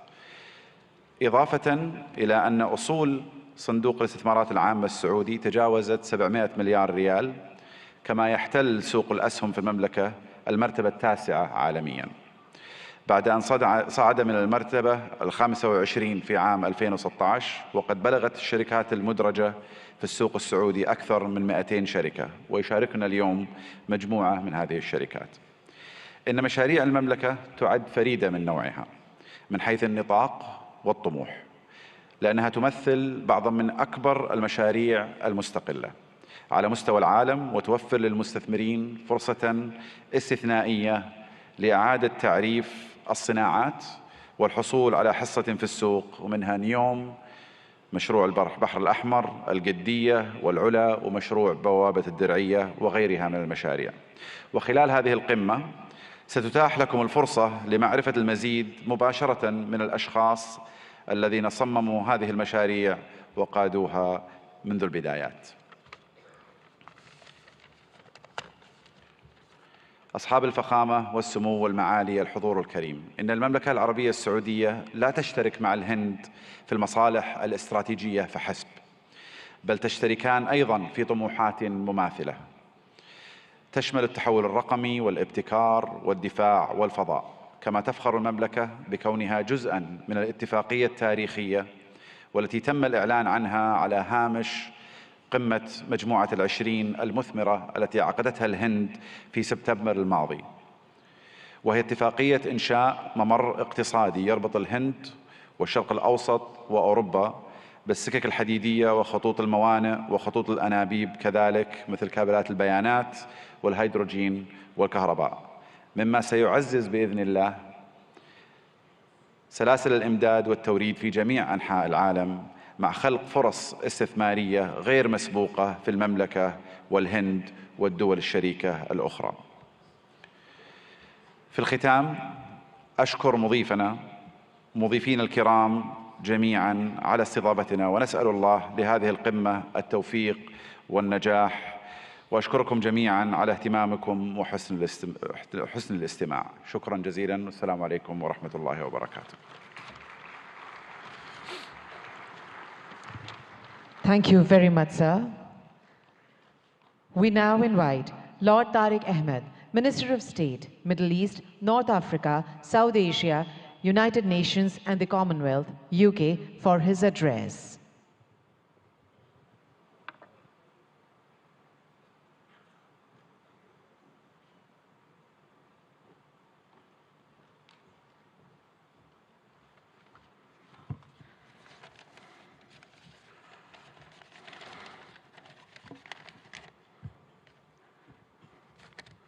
Honorable Prime Minister Narendra Modi ji, Chief Minister, President, Your Excellencies, ladies and gentlemen, and keeping with the tradition, I too can use the phrase, bhaiyo aur behno.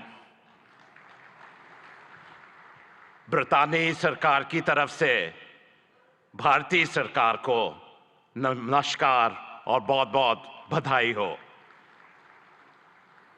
मुझे बड़ी खुशी है कि आज ब्रितानी का सरकार का नुमाइंदा एक ऐसा इंसान है जिसका हिंदुस्तान से एक गहरा ताल्लुक है। Prime Minister Modi ji, you defined the living bridge between our United Kingdom and India. And therefore it is appropriate that I also extend the greetings of my Prime Minister, Rishi Sunak, indeed the son-in-law of Bharat, the son-in-law of India. And on this occasion of the 10th Vibrant Gujarat, it's my honor to represent the British government on this auspicious occasion. This summit has truly, in every sense, served as a masterclass on how to go about attracting global investors, to have a stake in that remarkable growth, which, as we've seen captains of industry line up and say, is truly remarkable of India-Bharat story. Our nations may be separated by thousands of miles geographically, but that vast distance can diminish with the warmth between our people, that living bridge. And there is so much in common between our two nations. I'm going to park the whole theory of cricket for a moment, but that is an important bridge. And to those nations represented here who don't quite understand cricket, I assure you we, the UK and India, stand together in helping you understand this great game. But India's leadership, and in congratulating the Prime Minister and indeed the whole government of India on G20 last year, was a true testament to its determination. And I'm grateful to my friend, the Minister for External Affairs, Jaishankar ji, for your leadership during that occasion, along with Prime Minister Modi ji as well. And I'm really confident, Prime Minister, that this living bridge of people and ideas and innovation will truly make our partnership a potent combination for the years ahead. And I just want to reflect briefly on the why this is. India is the second largest investor in the United Kingdom. More than 900 Indian businesses operate in the United Kingdom. Indian FDI in the UK is growing faster than any other country. And for our part, the United Kingdom has a unique mix of world-class expertise and indeed talent. Total trade in goods between our two nations stands at over £38 billion. That's close to $50 billion. And that's increased in the last year alone by 24%. And that demonstrates the real strength between the two nations. The United Kingdom is the most globally connected economy in the G20, ranked second globally for soft power, and the first in the G7 for international research, collaboration, and impact. And I know those are important sectors right here in Gujarat and for India as well. And we've heard already a great deal about green finance. London is also #1 globally for green finance. And that's why we are truly ambitious. We are excited by the potential of our partnership with India and in particular with the state of Gujarat. And the United Kingdom is collaborating on many exciting projects in how we develop our relationship with Gujarat as we move forward. Take, for example, the Statue of Unity, designed by UK architects, Arab, which now stands tall as a symbol of a new, confident India. Or the JCB factory, designed by Mott MacDonald, whose machinery is now powering India's incredible infrastructure development. But, Prime Minister, Chief Minister, we want to go further. We want to do more. And of course, we understand the power of education, and we're proud of the strong association between India and the United Kingdom when it comes to our education sectors as well. When you power someone, an individual, no matter where in the world, through education, you empower them, their families, their communities, indeed their nations. And I know, Prime Minister Modi ji, what a priority this is for you. And it is also live right now. We have just signed a MOU to enable closer collaboration between our higher education institutions. We want to go further in the areas of the creative economy, nurturing artists and boosting cultural exchange. Be in no doubt, business links will continue to grow, creating jobs and prosperity, whether it's from here in Ahmedabad to Aberdeen in Scotland in the United Kingdom. Our old friendship is blossoming into a new partnership. Bharat और ब्रितानी एक बहुत गहरी दोस्ती है, एक जिंदा संबंध है. It is a true friendship, a lasting friendship, a deep friendship, and a binding friendship and partnership for today and the future. हमारी तरफ से आपको चीफ मिनिस्टर साहिब, गुजरात इस मौके पे आपका हम बहुत धन्यवाद करते हैं. Thank you so much. बहुत बहुत धन्यवाद. Namaskar. Thank you very much, sir. We now invite His Excellency Mr. Vahan Karobian, Minister of Economy, Armenia.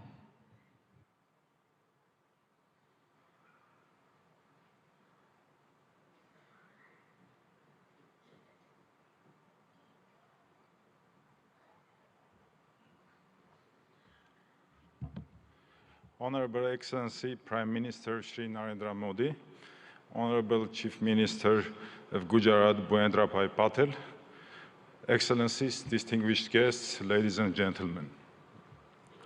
Welcome to the vibrant Gujarat 10th Global Summit. As Minister of Economy of Armenia, I'm delighted to share the remarkable strides of our nation has made, especially in the realm of technology, trade and investment.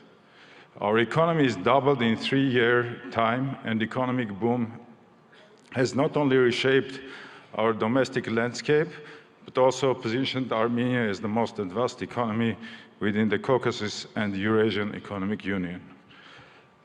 In the burgeoning tech sector, dynamic trade environment and attractive investment opportunities in Armenia have drawn global attention.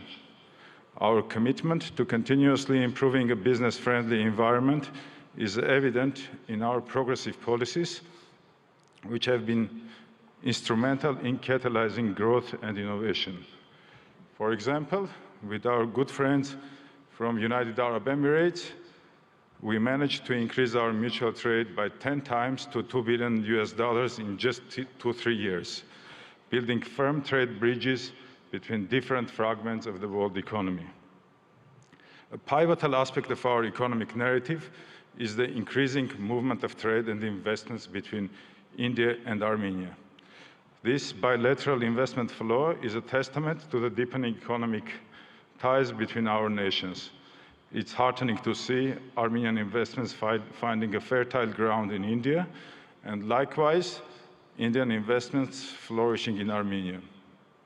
We see investments in high-tech manufacturing, metallurgy, mining, jewelry and diamond cutting, and other sectors. Armenia may also contribute to semiconductor efforts of Gujarat and India, especially in R&D services. We have homed R&D centers for several semiconductor companies, such as Cisco, Microchip Technology, AMD, Siemens, NVIDIA, Synopsys, and others.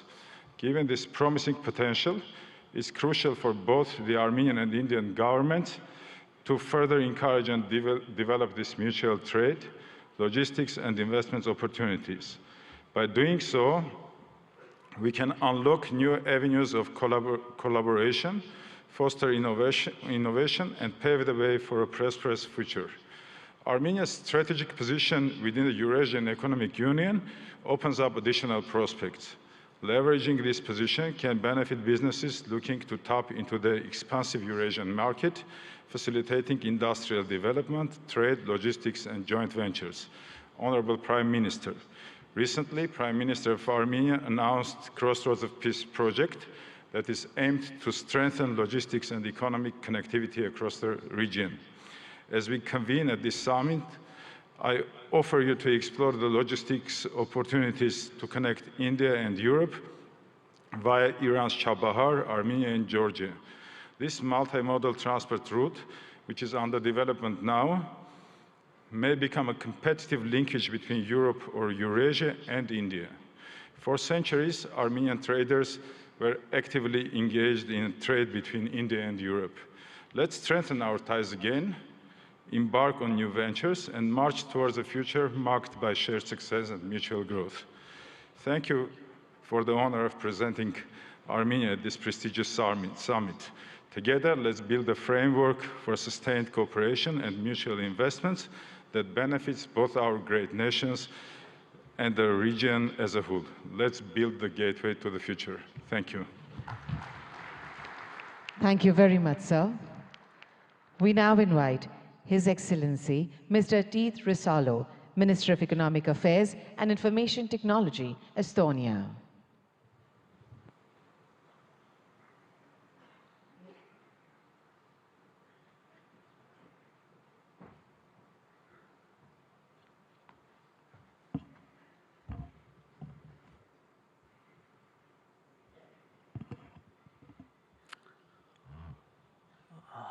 Prime Minister, Chief Minister, Excellencies, ladies and gentlemen, dear friends, namaste, or tere hommikust, as we say in Estonian. I believe India is a spiritual country where people believe still in miracles. And let me present you one straight away. It's me standing here representing the Republic of Estonia, free and independent country with a population of 1.4 million. Archaeology tells us that Estonians have been living in the same place for 5,000 years. But from the written history of 1,000+ years, we have been independent only 50.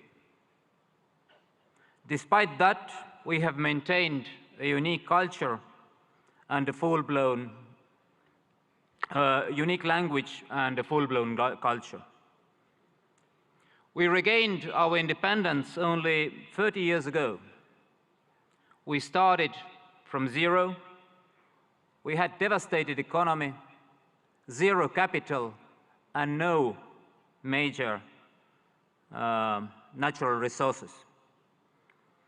For now, we are widely recognized as first and one of the most advanced digital societies. Estonia is a global leader in harnessing the power of technology for its citizens. But the truth is, miracles just don't happen. You have to work hard to arouse them. And that's why we are here, to work together with nations and regions who share the same values: democracy, rule of law, market economy, drive forward.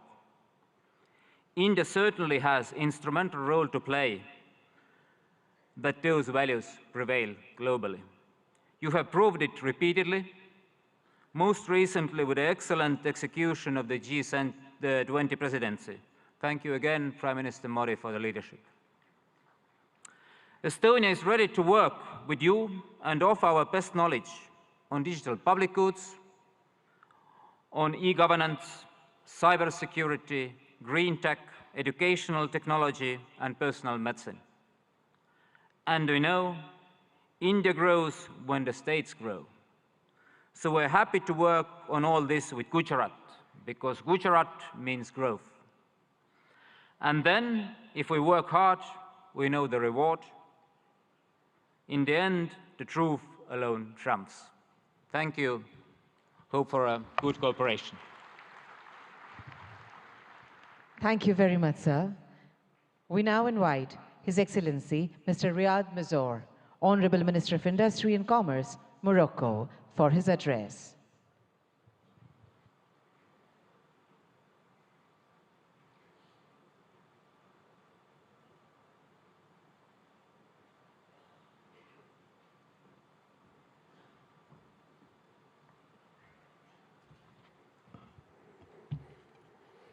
Honorable Shri Narendra Modi, Prime Minister of Bharat.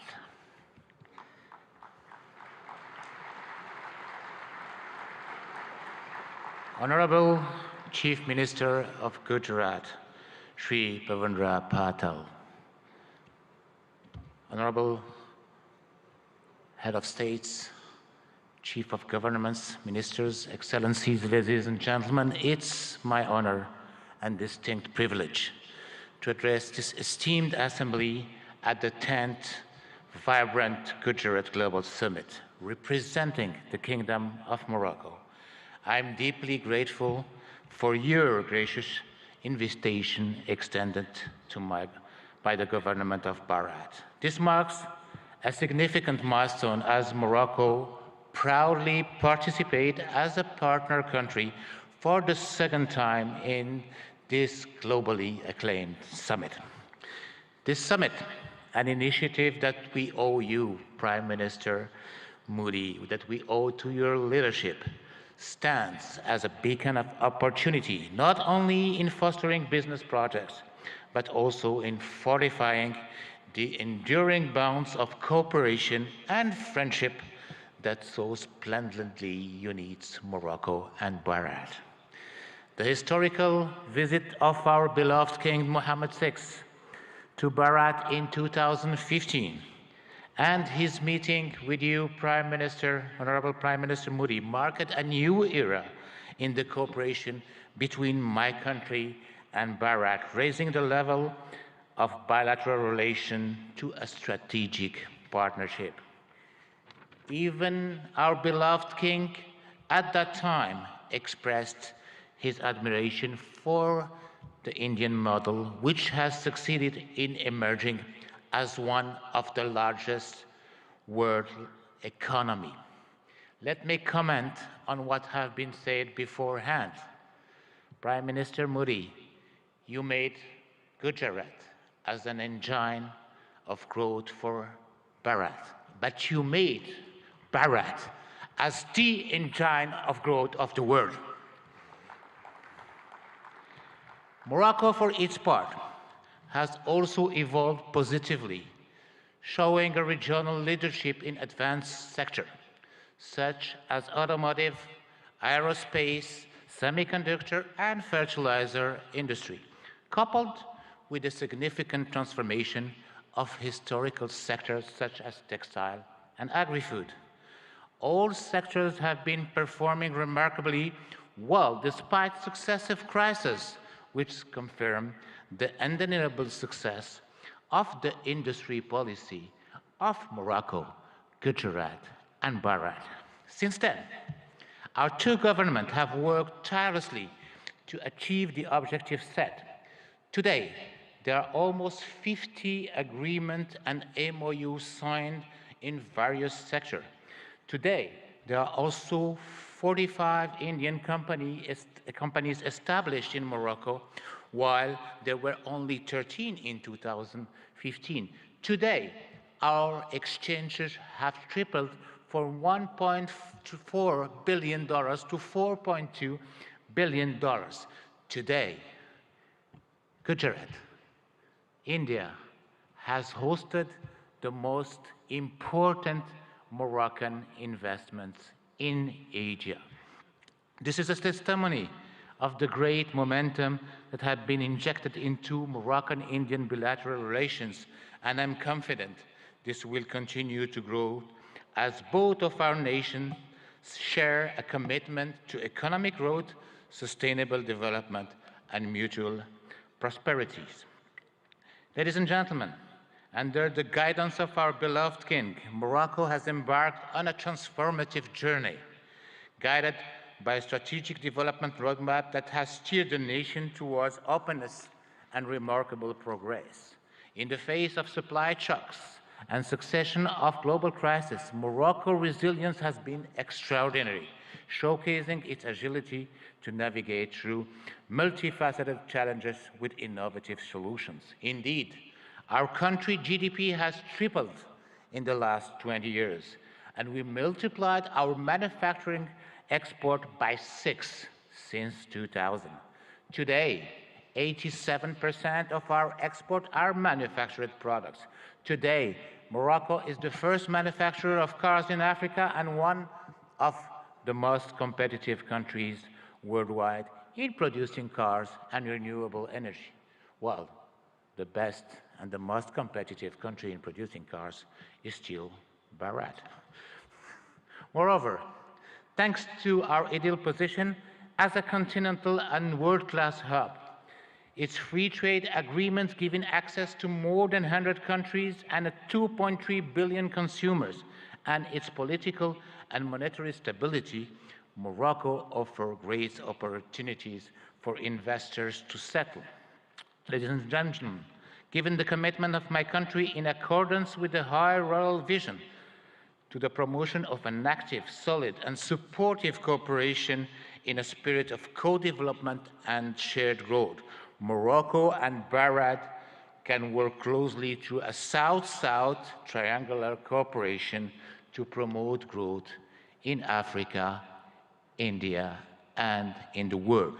Indeed, our strategic partnership should also enable our countries to develop joint initiatives that include the entire African continent in the process of industrializing and developing economies, but also to ensure food and health securities. Ladies and gentlemen, the time is ripe for Morocco and Bharat to forge a stronger, more dynamic partnership by leveraging our respective strengths and addressing the challenges together. We can create a future market by shared prosperity, innovation, and growth. Thank you very much. Thank you very much, sir. We would now like to welcome His Excellency Mr. Prakash Sharan Mahat, Finance Minister of Nepal.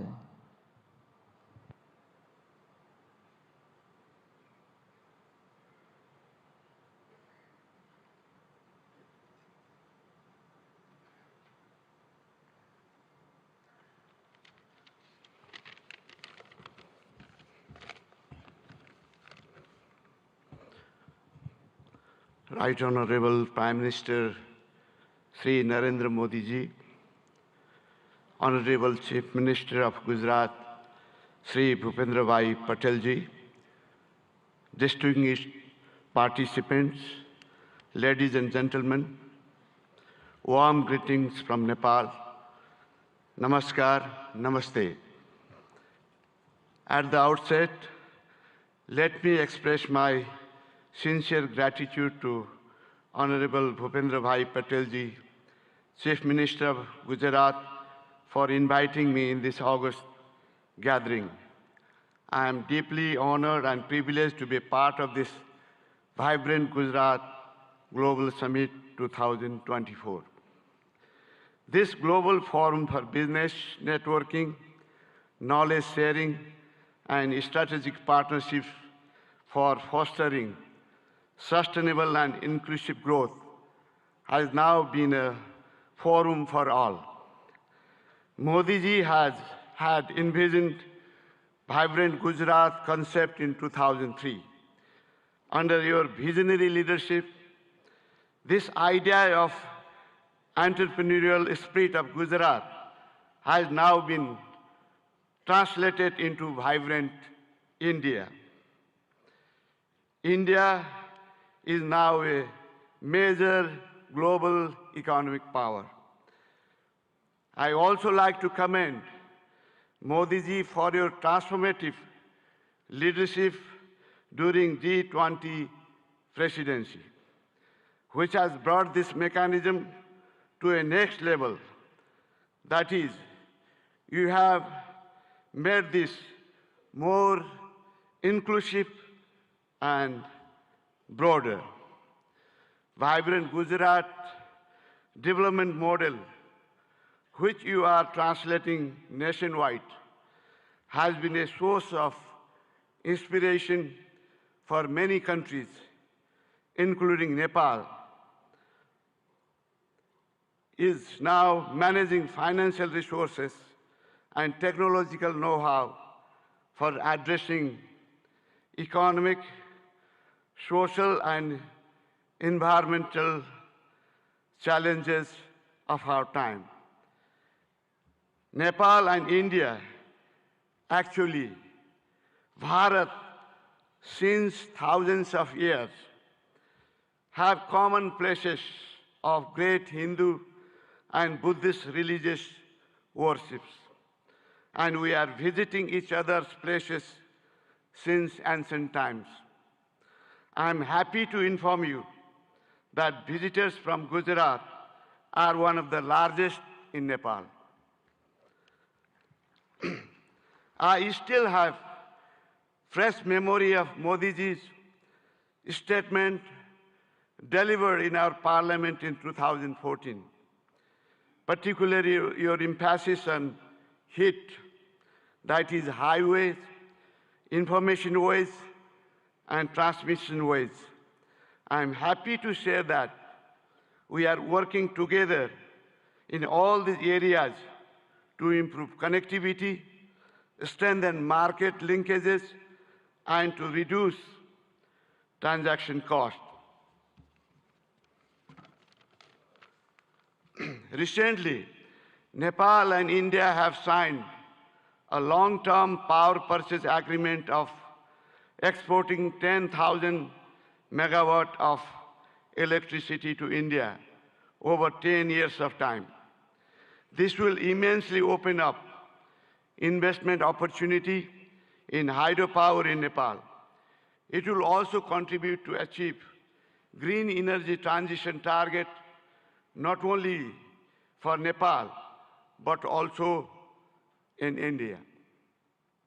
Situated between two global economic powers, Nepal has adopted liberal, market-oriented economic policy since the early 90s and is a member of several international organizations and multilateral agencies. And we are implementing trade and investment policies and regulation of international standards. Nepal provides investor-friendly regulatory and legal framework with macroeconomic stability and rule-based democratic political system. Our legal system prohibits nationalization of private enterprises and properties. We guarantee national and non-discriminatory treatment to foreign investment. Those who have invested in Nepal are enjoying good returns on their investment. The abundant natural and educated human resources, together with potential domestic and export market, ensures attractive return for prospective investors. There are huge untapped investment opportunities in Nepal, in energy, tourism, agribusiness, and ICT. There are also other potential areas of investment such as health, education, manufacturing, construction, transportation, mining, banking, and financial services. Nepal is organizing investment summit in April 28 and 29 this year in Kathmandu. I would like to use this occasion to cordially invite all captains of industries and entrepreneurs from India and other participating countries for your valuable involvement in this summit. I hope your innovative business ideas and investment decisions will be a milestone for unlocking growth potential of Nepal. Once again, I would like to express my sincere thanks to the state government of Gujarat for providing me this opportunity to witness remarkable confluence of minds and energies in vibrant Gujarat Global Summit. I wish for the grand success of this summit. Thank you very much. Thank you very much, sir. We now invite His Excellency Mr. Tran Lu Quang, Deputy Prime Minister of the Socialist Republic of Vietnam, to deliver his address.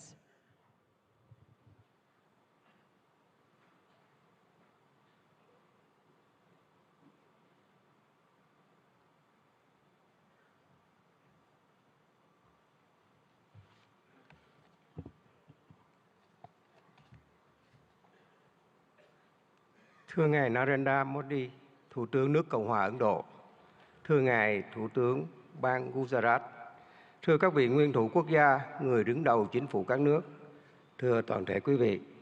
Hôm nay, tôi rất vui mừng tham dự Hội nghị Thượng đỉnh toàn cầu Gujarat đầy sức sống lần thứ 10 với chủ đề Cửa ngõ vào tương lai tại bang Gujarat, quê hương của vị lãnh tụ vĩ đại Mahatma Gandhi của đất nước và nhân dân Ấn Độ anh em, quê hương của Ngài Thủ tướng Narendra Modi.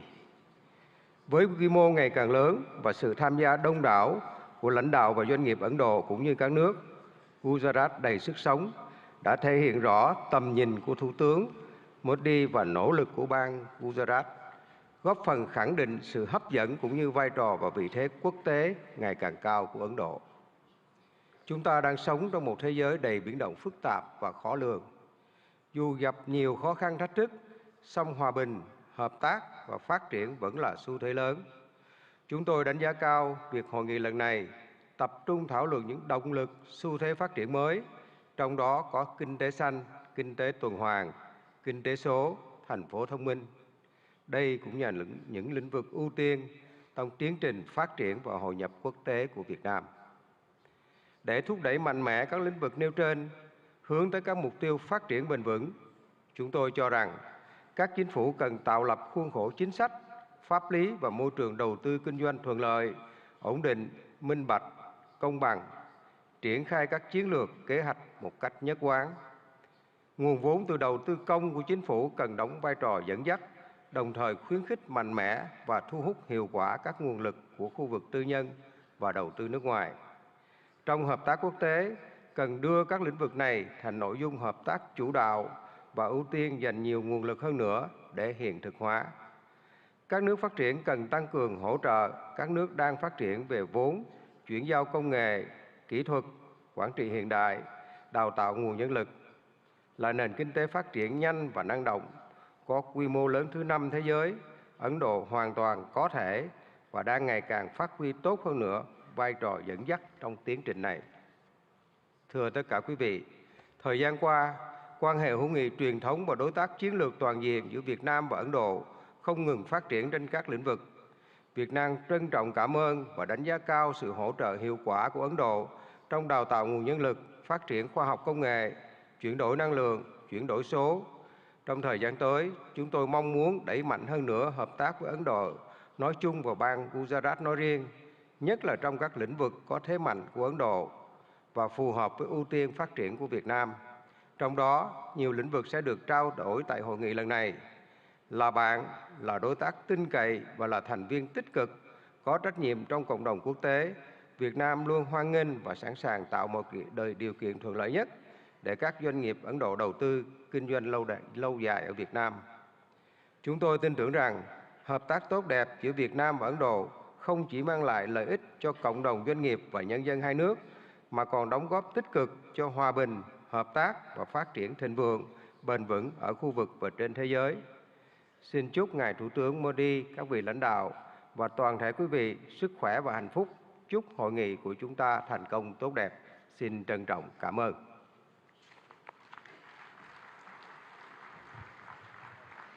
Thank you very much, sir. We now honored to invite His Excellency Mr. Petr Fiala, Honorable Prime Minister, Czech Republic, for his address.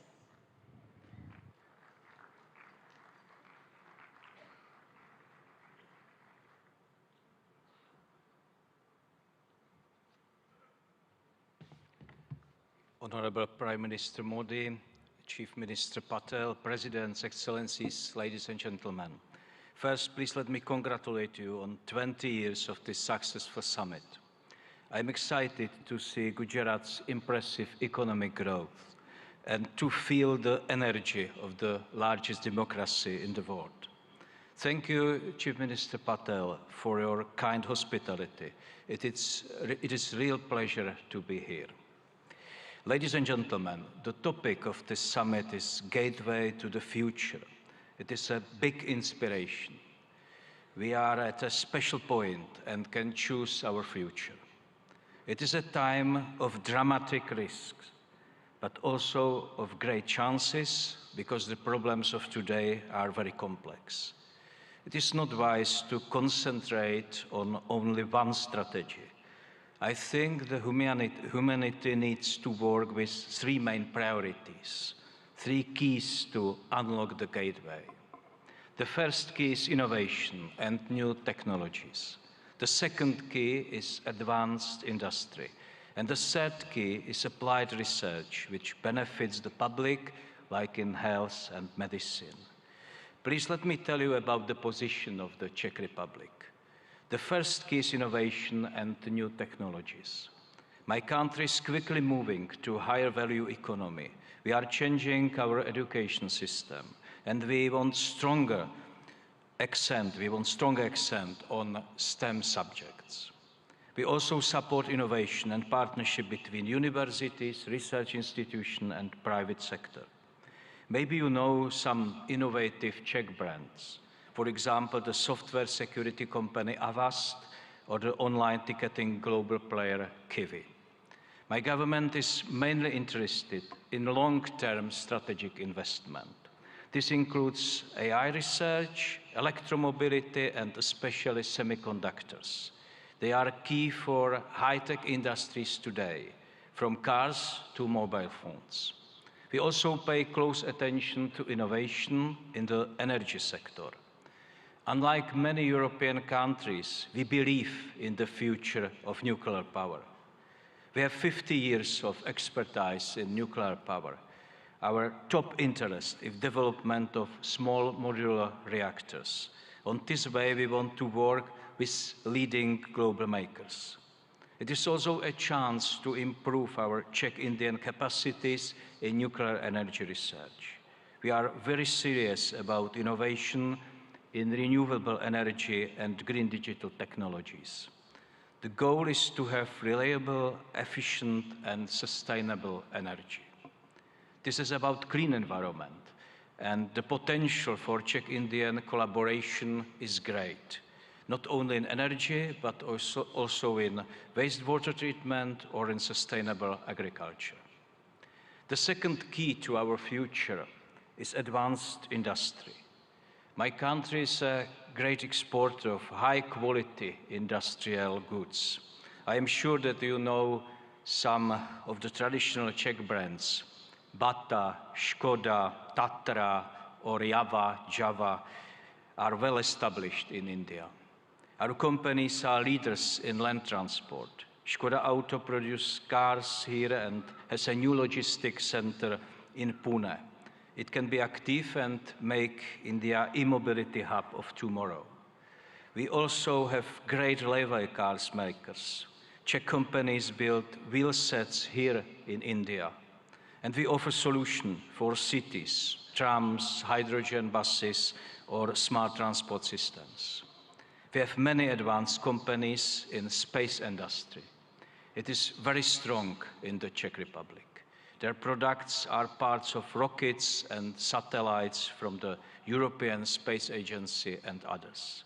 Our aerospace and defense industry is always ready to help our friends in India. In all sectors of our industry, we are proud of traditional and new products and their quality. The third key is applied research in fields like healthcare and medicine. There are many major issues in public health: lifestyle diseases, sustainability of public health systems, and the new health dangers. COVID-19 is a typical example. It shows us the benefits of international cooperation, sharing results and experience, and fighting the virus faster than ever before. It also shows us the need to be prepared for other new dangers. In health and medical science, fast innovation can bring big benefits to people. Its importance will only increase. There are many bad demographic and lifestyle trends in the world today. And health and medical research is also a very important driver of future economic growth. I am very pleased that Czech Republic and Indian universities cooperate successfully in this area. Tomorrow I will visit the NIMS University in Jaipur. It has a strong focus on medical research and training of health professionals. It is an institution which applies experience of top Czech and Indian experts. Ladies and gentlemen, I briefly presented three areas, three keys which can unlock the gate to our future. With them, we have a chance for a sustainable future. It offers a better life for humanity. All of them are connected to science, technology, and innovation. This is intentional. I believe that knowledge is the most important factor for growth, well-being, and happiness. I am very happy that the partnership between India and the Czech Republic is based on this vision. We show this today together with Prime Minister Modi by endorsing our strategic partnership on innovation. The partnership covers many areas, including science, new technologies, energy, healthcare, or infrastructure. There is great potential in this joint statement. India and Czechia understand the role of innovation in solving the challenges of today. Our countries believe that the economy of the future will depend on deep cooperation. This gives me great hope that our partnership will bring concrete results for our peoples. Ladies and gentlemen, the future can bring many new problems, but we already know how to be prepared by focusing on skills and innovations and by working with trusted partners. I wish you a successful discussion and thank you.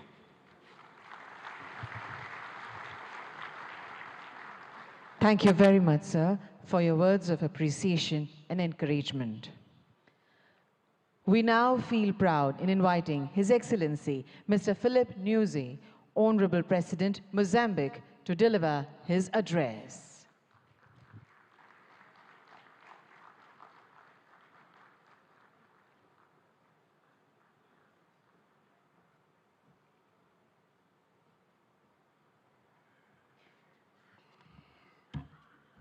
Muito obrigado. Sua Excelência Narendra Modi Ji, Primeiro-Ministro da República da Índia. Sua Excelência José Ramos Horta, Presidente de Timor-Leste. Sua Excelência Petra Fiala, Primeiro-Ministro da República Tcheca. Sua Excelência Bhupendra Patel, Ministro-Chefe do Estado de Gujarat. Senhores ministros presentes nesta cimeira, minhas senhoras e meus senhores.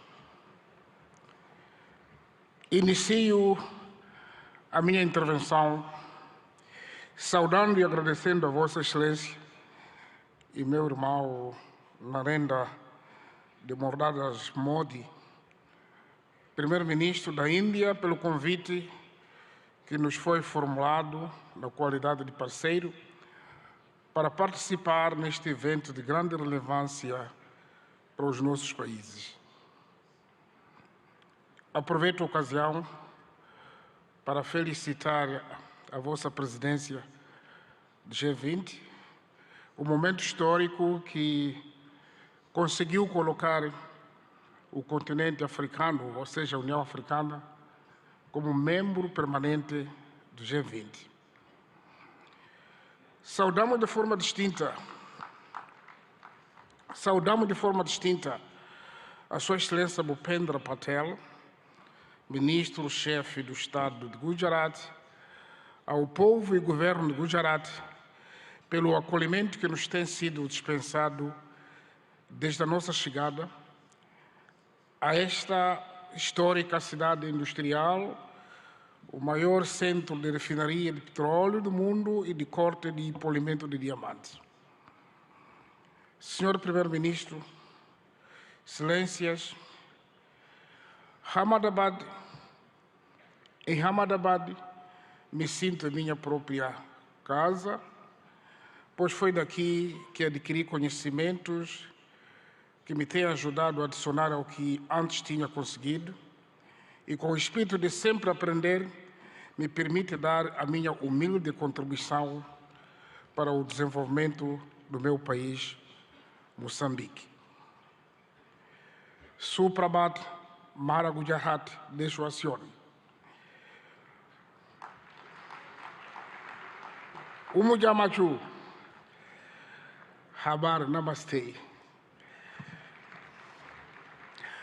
A República de Moçambique participa neste fórum singular de Gujarat com o objetivo de aprender e partilhar a experiência a nível estatal, empresarial, da sociedade civil e da academia, conforme está estruturado no evento. É nosso interesse identificar oportunidades e estabelecer parcerias para coletivamente e com base em vantagens mútuas criar alicerces para o desenvolvimento harmonioso, criação da riqueza e do bem-estar para os nossos povos. A República da Índia e o Estado de Gujarat, em particular, oferecem a muitos países em desenvolvimento a oportunidade de partilhar a experiência de resiliência e de superação perante obstáculos ao desenvolvimento. O fato desta Cimeira Bienal, instituída há mais de 20 anos, assumir-se como ponto de partida para a autossuficiência de uma região. A Cimeira Global de Gujarat tem também particularidade de encorajar os países e Estados a fazerem uma apresentação sobre as oportunidades de negócio e de investimentos que oferecem. O nosso interesse em aprender da experiência de Gujarat é ainda maior porque acreditamos na estratégia de desenvolvimento baseada na autossuficiência, ou seja, na produção e transformação interna de recursos ao nosso dispor, destinada a autoconsumo e exportação. Por outro lado, os momentos temáticos agendados nesta edição da Cimeira Global de Gujarat abrangem áreas importantes para o fortalecimento da nossa cooperação bilateral. Destacamos a promoção da feira comercial, os temas sobre a transição para a economia verde no âmbito do desenvolvimento econômico sustentável, tecnologia e inovação como motores de crescimento econômico e a questão do financiamento de infraestruturas sustentáveis.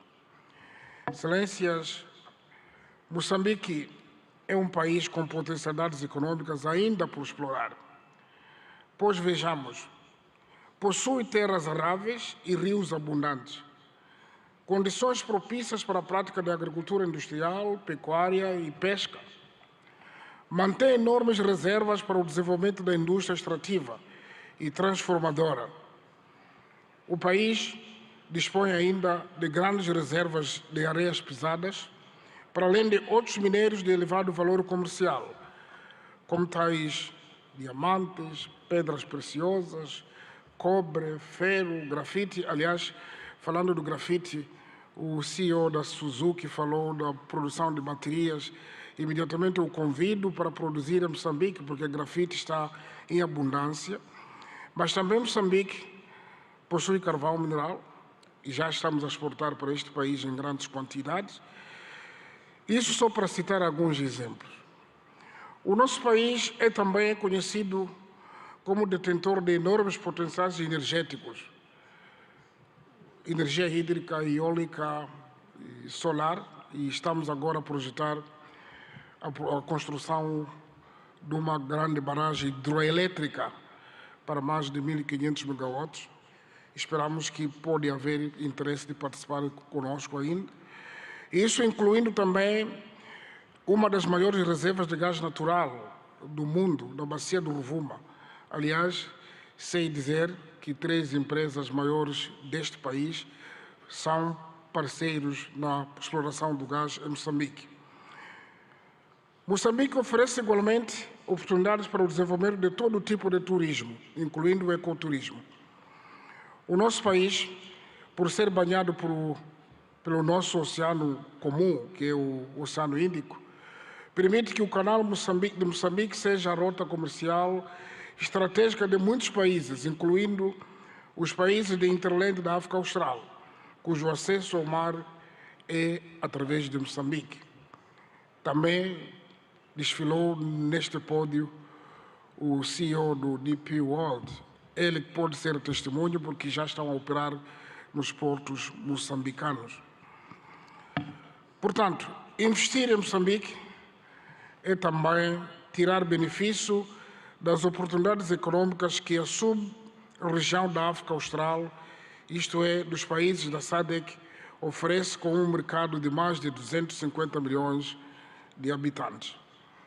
A legislação sobre investimentos em Moçambique oferece um pacote de investimentos de incentivos aos investidores que decidam apostar no país para a produção de bens e serviços que criam oportunidades de emprego para os jovens moçambicanos e concorram para o acréscimo de valor, industrialização e modernização da economia.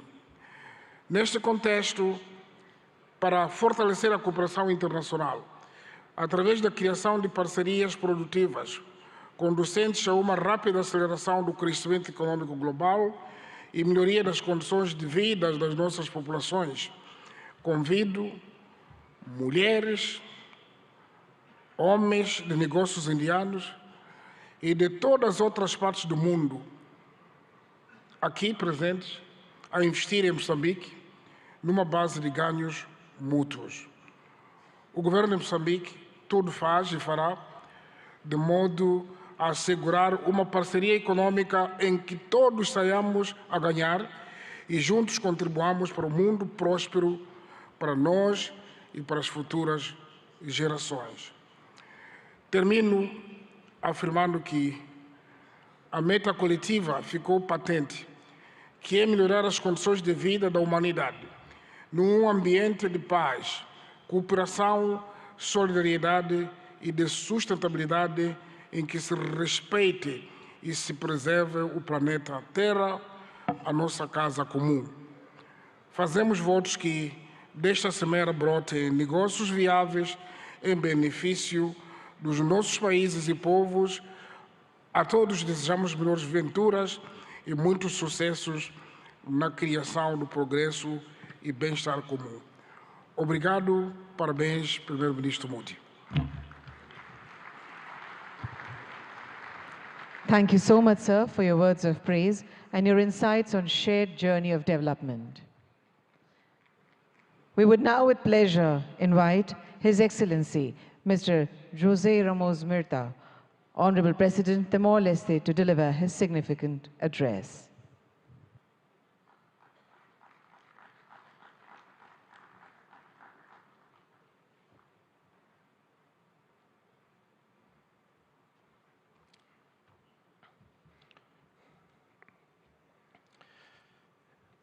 Excellency Prime Minister Modi, Chief Minister Patel, Excellency President of Mozambique, Felipe Jacinto Nyusi, Prime Minister of Czech Republic, ladies and gentlemen.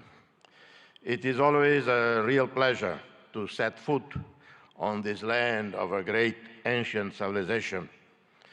I first visited India on a personal capacity in April 1992, having spent more than a week in Dharamsala. My first official visit was in 2003 as Senior Minister of Foreign Affairs of the newly independent Timor-Leste. I visited again India in 2013, 2014, 2015 in different capacities. In my previous position as Senior Minister of Foreign Affairs, I wholeheartedly supported India's meritful right to be a permanent member of the UN Security Council. And I'm continuing to advocate for India and for Indonesia, two Asian countries, to be permanent members of a reformed, expanded, more representative UN Security Council.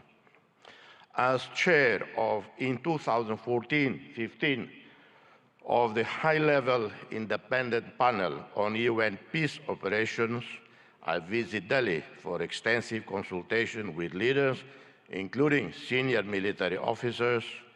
I worked closely with the Permanent Mission of India to the UN in New York as we produced a 100-page report and recommendations on how the UN should anticipate, respond more timely and effectively to the new emerging security challenges.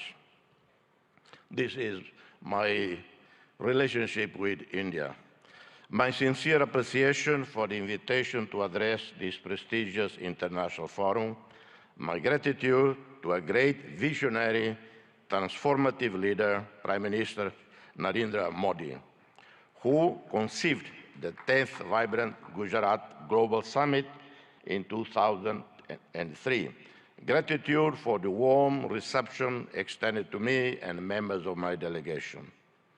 This forum, now renowned globally, has been a catalyst for business networking, knowledge sharing, strategic partnerships, inclusive growth, and sustainable development.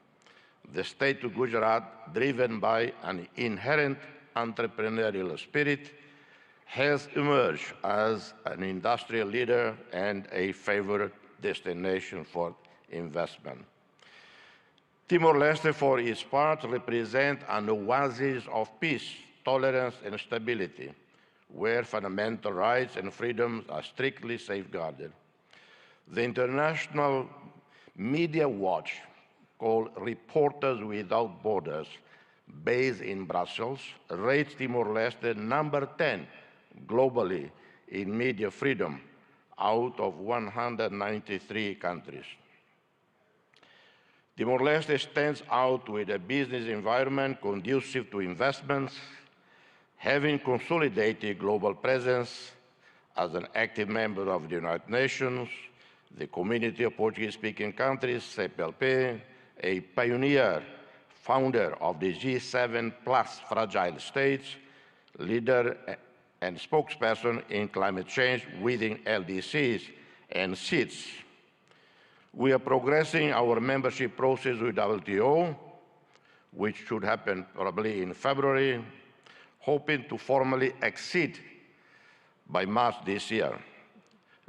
Formal ASEAN membership should occur in 2025. We are committed to creating a favorable business environment with legislation in line with international best practices, protecting foreign investments, eliminating double taxation, open PPPs, BOTs, and any other mutually beneficial modality consistent with the priorities outlined in our National Strategic Development Plan. We have a sovereign wealth fund with significant investments in US Treasury bonds and other developed market bonds, and have invested significantly in equities internationally with more than 1,000 portfolios, with annual returns of over 8%. We have zero debt to commercial banks. Our debt to regional or multilateral lending institutions is 13% of our GDP. Our young and vibrant diaspora present in countries such as Australia, South Korea, Indonesia, Malaysia, Portugal, the United Kingdom contribute significantly to the development of both host countries and Timor-Leste, with foreign remittances being an important part of our society well-being. We invite you, ladies and gentlemen, to invest with us, be part of the realization of a dream. Opportunities abound. I outline some. In the tourism sector, almost the entire northern coast of Timor-Leste, plus Atauro and Jaco Islands, teem with the richest biodiversity in the world. That's according to Conservation International, not according to me personally. Boasting the healthiest coral biodiversity in the entire region, known as the Amazon of the seas. Atauro Island, located north of Timor-Leste's capital, is recognized as a most important part of the global center of marine biodiversity and a global priority for conservation.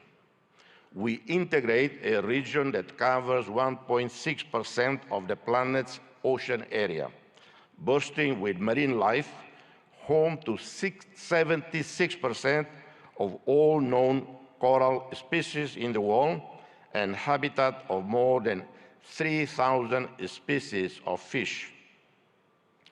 We are seeking investments and partnerships in hotels, resorts, homestays, convention centers, restaurants, services, customer support, wellness, and hospitals. In the oil, gas, minerals and renewables, we have a vast resources, oil and natural gas reserves, onshore and offshore, within our exclusive economic zone, where the Greater Sunrise gas field stands out, whose consortium led by Woodside is expected to bring this important wealth onshore very soon. In the coming years, Timor-Leste will invest in the construction of a modern gas pipeline and petrochemical industry as part of our major Tasimane project. This major national investment includes, among others, the construction of a refinery, the adaptation of our power station to natural gas, and the development of a multifunctional supply base for all the related needs. We also have large reserves of other minerals, huge marble structures, limestone, as you know, a key resource for the development of cement industries and other construction products, capable of feeding the domestic market and supplying growing foreign demand.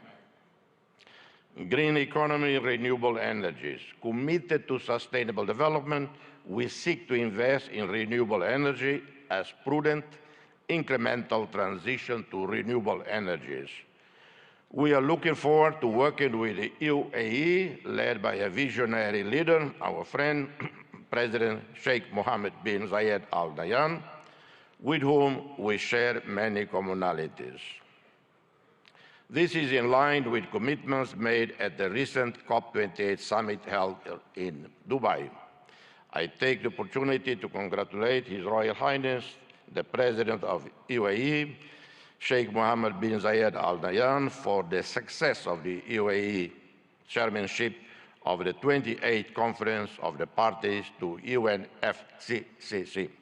We have a great potential for developing solar and wind energy production fields, and some projects are underway with the support of the Asia Development Bank, namely in the municipality of Mandir, where an initial investment of US $120 million is expected to produce in 25 years overall return above US $300 million.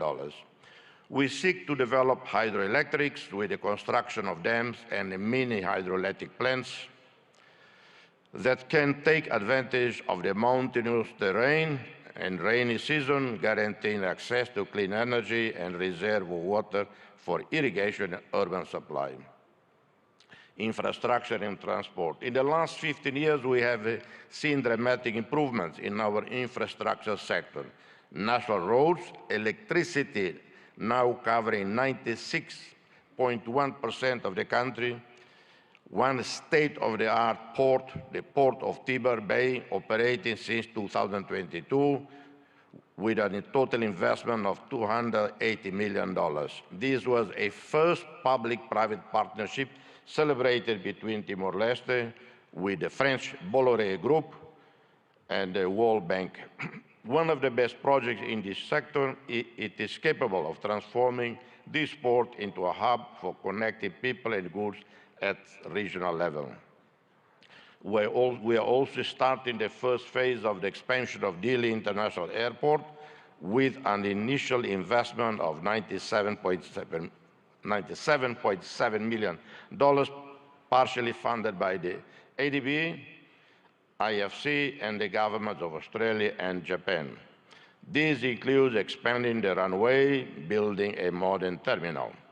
This links up to a wider program facilitating air services with other national and regional airports, combined with aircraft maintenance network capable of transforming Timor-Leste into a hub for air connectivity and services.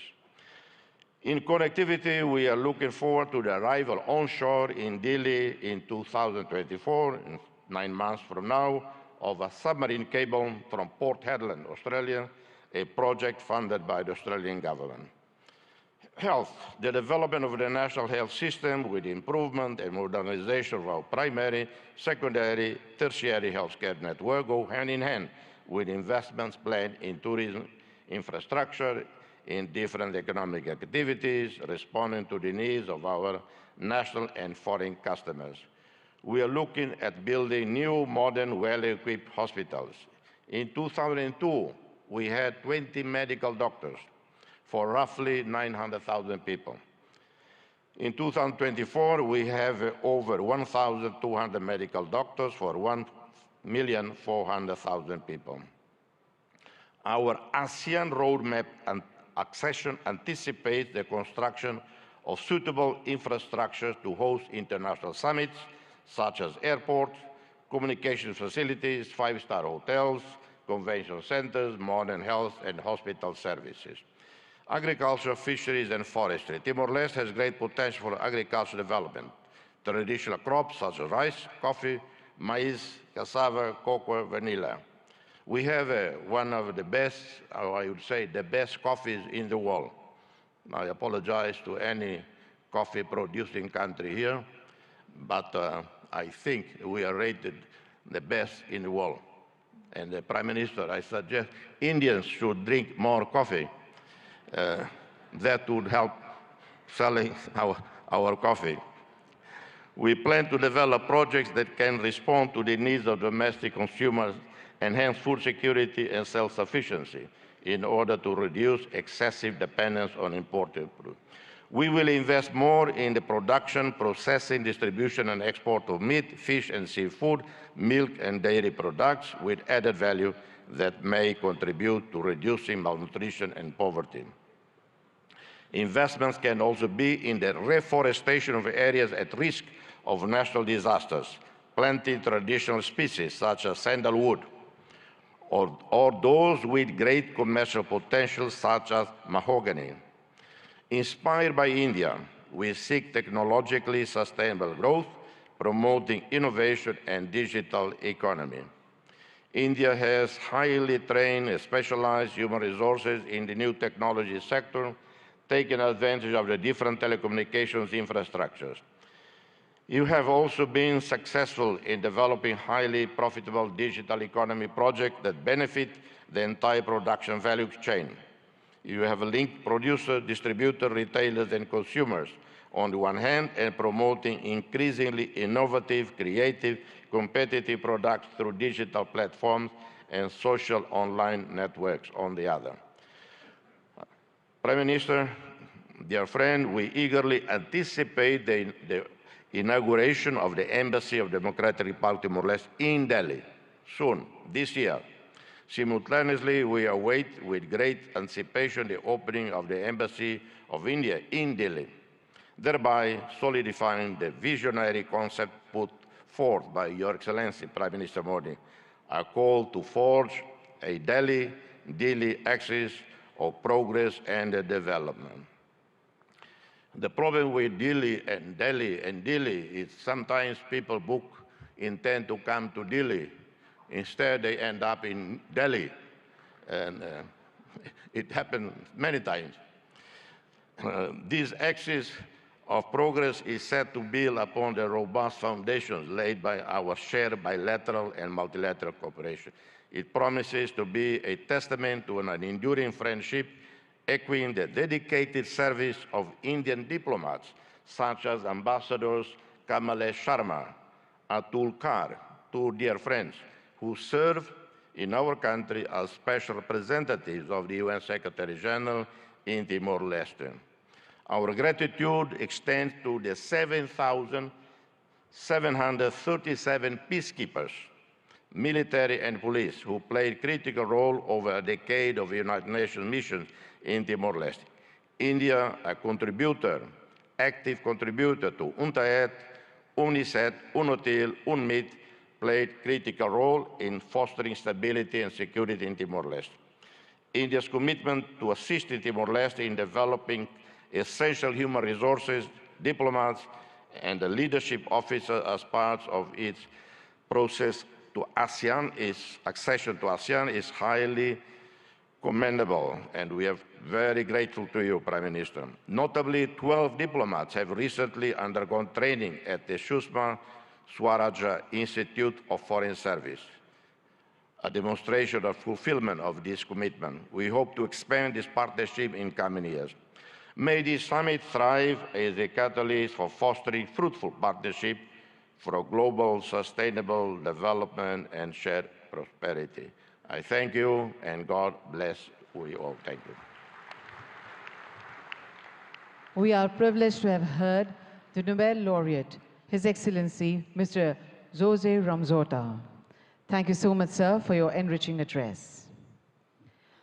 Honorable Prime Minister Shri Narendra Modi ji, a global leader rooted in the philosophy of Vasudhaiva Kutumbakam, envisions a sustainable future through initiatives like Viksit Bharat at 2047, aiming for a developed India by 2047 with a 5 trillion economy. He relentlessly emphasizes sustainable growth.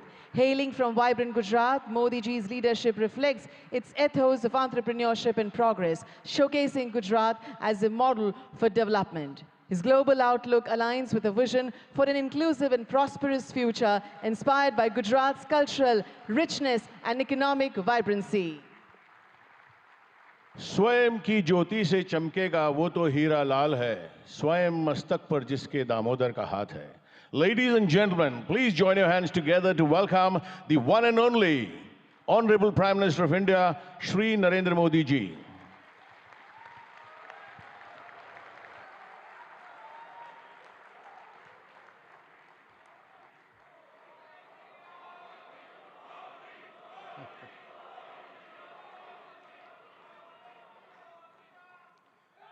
His Excellency Mr. Philip Nyusi, President of Mozambique, His Excellency Mr. Ramos Horat, President of Timor-Leste, His Excellency Mr. Petr Fiala, Prime Minister of Czech Republic, Gujarat के governor Acharya Devvrat जी, यहाँ के लोकप्रिय मुख्यमंत्री भूपेंद्र भाई पटेल, देश विदेश से आए हुए सभी विशेष अतिथि, अन्य महानुभाव, देवी और सज्जनों, आप सभी को 2024 की अनेक अनेक शुभकामनाएं।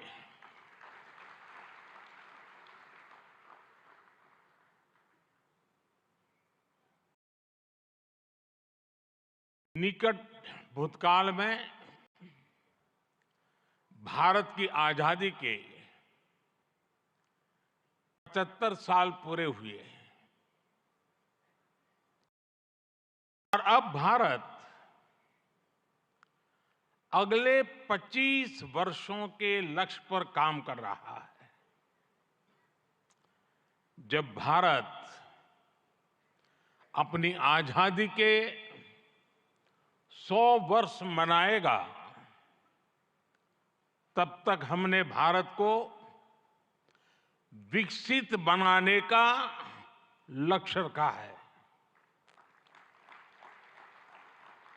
और इसलिए ये 25 साल का कार्यकाल भारत का अमृत काल है। ये नए सपने, नए संकल्प और नित्य नूतन सिद्धियों का कार्यकाल है। इस अमृत काल में ये पहली वाइब्रेंट गुजरात ग्लोबल समिट हो रही है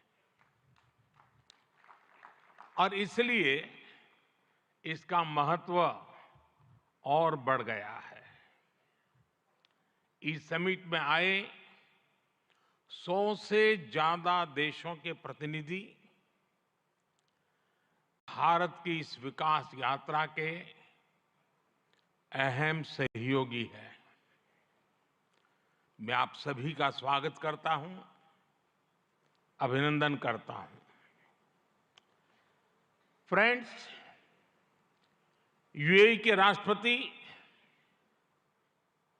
मेरे brother His Highness Sheikh Mohammad bin Zayed का इस आयोजन में शामिल होना हमारे लिए बहुत खुशी की बात है।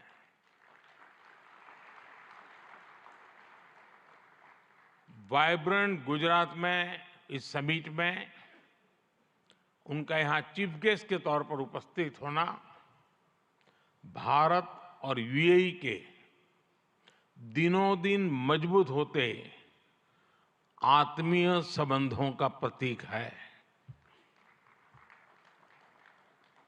कुछ देर पहले हमने उनके विचार सुने। भारत को लेकर उनका विश्वास, उनका सहयोग बहुत ही गर्मजोशी से भरा हुआ है। जैसा उन्होंने कहा, vibrant Gujarat summit economic development और इन्वेस्टमेंट से जुड़ी जानकारियों और अनुभव साझा करने का ग्लोबल प्लेटफॉर्म बन गई है। इस समिट में भी भारत और यूएई ने फूड पार्क्स के विकास के लिए, रिन्यूएबल एनर्जी के क्षेत्र में सहयोग बढ़ाने के लिए, इनोवेटिव हेल्थ केयर में निवेश के लिए कई महत्वपूर्ण समझौते किए हैं। भारत के पोर्ट इंफ्रास्ट्रक्चर में यूएई की कंपनियों द्वारा कई बिलियन डॉलर के नए निवेश पर सहमति बनी है। यूएई के सॉवरेन वेल्थ फंड द्वारा गिफ्ट सिटी में ऑपरेशन शुरू किए जाएंगे। ट्रांसवर्ल्ड कंपनी यहां एयरक्राफ्ट और शिप लीजिंग एक्टिविटीज भी शुरू करने जा रही है। भारत और यूएई ने जिस तरह अपने रिश्तों को एक नई ऊंचाई दी है, उसका बहुत बड़ा श्रेय मेरे brother His Highness Sheikh Mohammad bin Zayed को जाता है। फ्रेंड्स, मोजाम्बिक के प्रेसिडेंट हिज एक्सेलेंसी न्यूसी से कल भी मेरी बहुत विस्तार से बात हुई है। उनके लिए तो गुजरात आना पुरानी यादों को ताजा करने जैसा है। प्रेसिडेंट न्यूसी IIM अहमदाबाद के एल्यूमनाई है।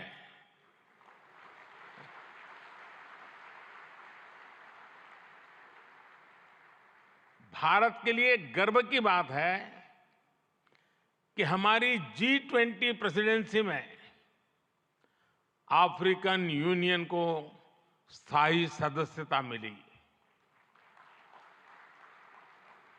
प्रेसिडेंट न्यूसी की भारत यात्रा से हमारे संबंधों को तो बल मिला ही है, भारत अफ्रीका के बीच घनिष्ठता और बढ़ी है। साथियों, चेक के प्रधानमंत्री हिज एक्सेलेंसी पैत्र फियाला जी की ये पहली भारत यात्रा इस पद पर है। वैसे वो भारत पहले भी आए हैं। चेक लंबे समय से वाइब्रेंट गुजरात समिट से जुड़ा हुआ है। भारत और चेक के बीच टेक्नोलॉजी, ऑटोमोबाइल्स, मैन्युफैक्चरिंग जैसे सेक्टर्स में सहयोग लगातार बढ़ रहा है।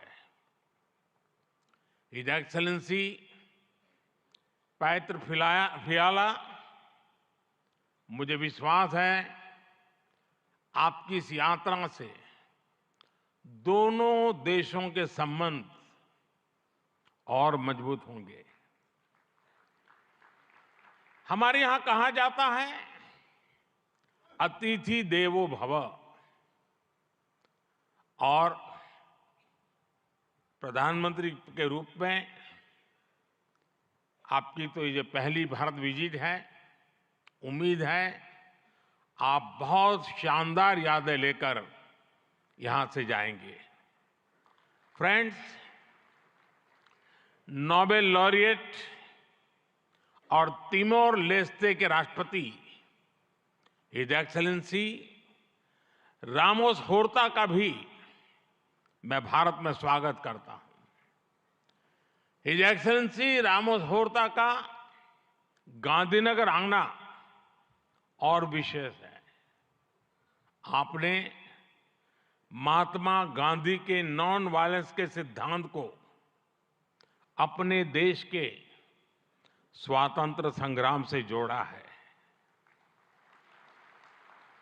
आसियान और इंडो पैसिफिक क्षेत्र में तिमोर लेस्ते के साथ हमारा सहयोग बहुत अहम है। फ्रेंड्स, कुछ समय पहले ही वाइब्रेंट गुजरात ग्लोबल समिट को 20 वर्ष पूरे हुए हैं। बीते 20 वर्षों में इस समिट ने नए आइडियाज को प्लेटफॉर्म दिया है। इसने इन्वेस्टमेंट्स और रिटर्न्स के लिए नए गेटवे बनाए हैं। और अब वाइब्रेंट गुजरात ग्लोबल समिट की इस बार की थीम है गेटवे टू द फ्यूचर। 21वीं सदी की दुनिया का फ्यूचर हमारे साझे प्रयासों से ही उज्जवल बनेगा। भारत ने अपनी G20 प्रेसिडेंसी के दौरान भी ग्लोबल फ्यूचर के लिए एक रोड मैप दिया है। वाइब्रेंट गुजरात ग्लोबल समिट के इस एडिशन में भी इस विजन को और आगे बढ़ा रहे हैं। भारत I2U2 और दूसरे मल्टीलेटरल ऑर्गेनाइजेशन के साथ पार्टनरशिप को लगातार मजबूत कर रहा है। One world, one family, one future का सिद्धांत विश्व कल्याण की अनिवार्य आवश्यकता है। फ्रेंड्स, आज तेजी से बदलते हुए वर्ल्ड ऑर्डर में भारत विश्व मित्र की भूमिका में आगे बढ़ रहा है।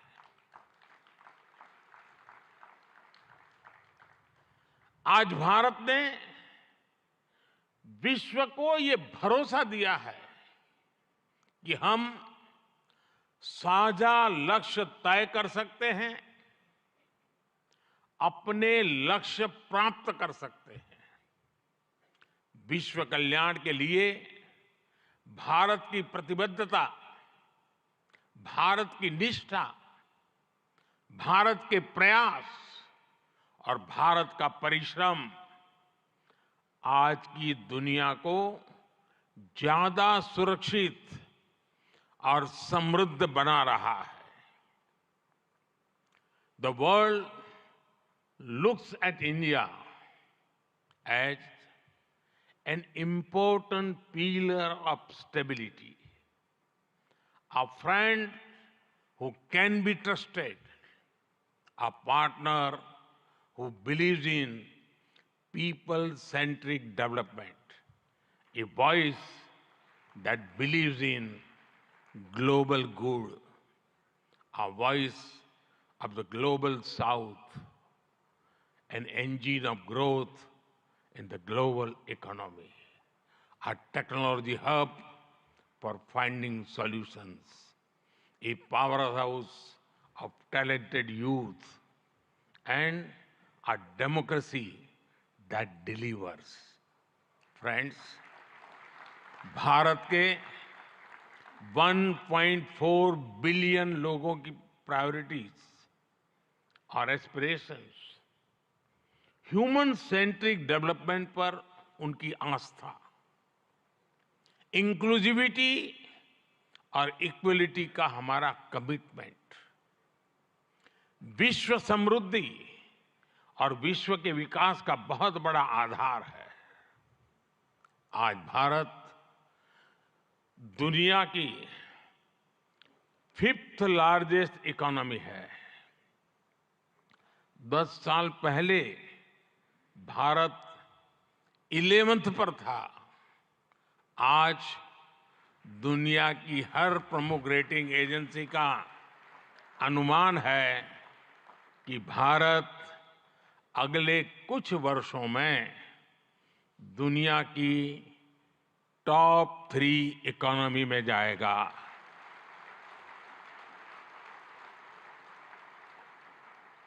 दुनिया के लोग जो एनालिसिस करना है करते रहे, मेरी गारंटी है कि हो जाएगा।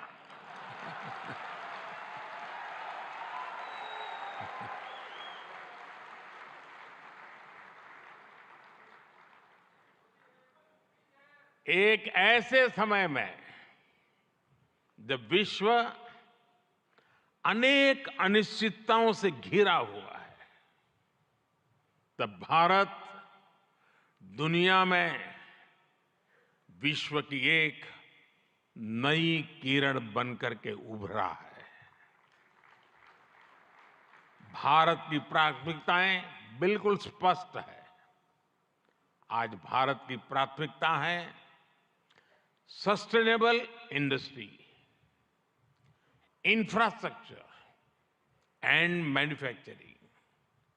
आज भारत की प्राथमिकता है new age skills, futuristic technology, AI and innovation. आज भारत की प्राथमिकता है green hydrogen, renewable energy, semiconductors, इसका पूरा इकोसिस्टम। इसकी एक झलक हम vibrant Gujarat global trade show में भी देख सकते हैं। और मेरा तो आग्रह है कि ट्रेड शो जरूर देखें। गुजरात के भी स्कूल कॉलेज के विद्यार्थी जरूर जाएं। कल दिन में मैंने हिज एक्सेलेंसी न्यूसी और हिज एक्सेलेंसी रामोस होर्ता जी के साथ इस ट्रेड शो में काफी समय गुजारा है। इस ट्रेड शो में कंपनियों ने world class state of the art technology से बने प्रोडक्ट्स का निदर्शन किया है।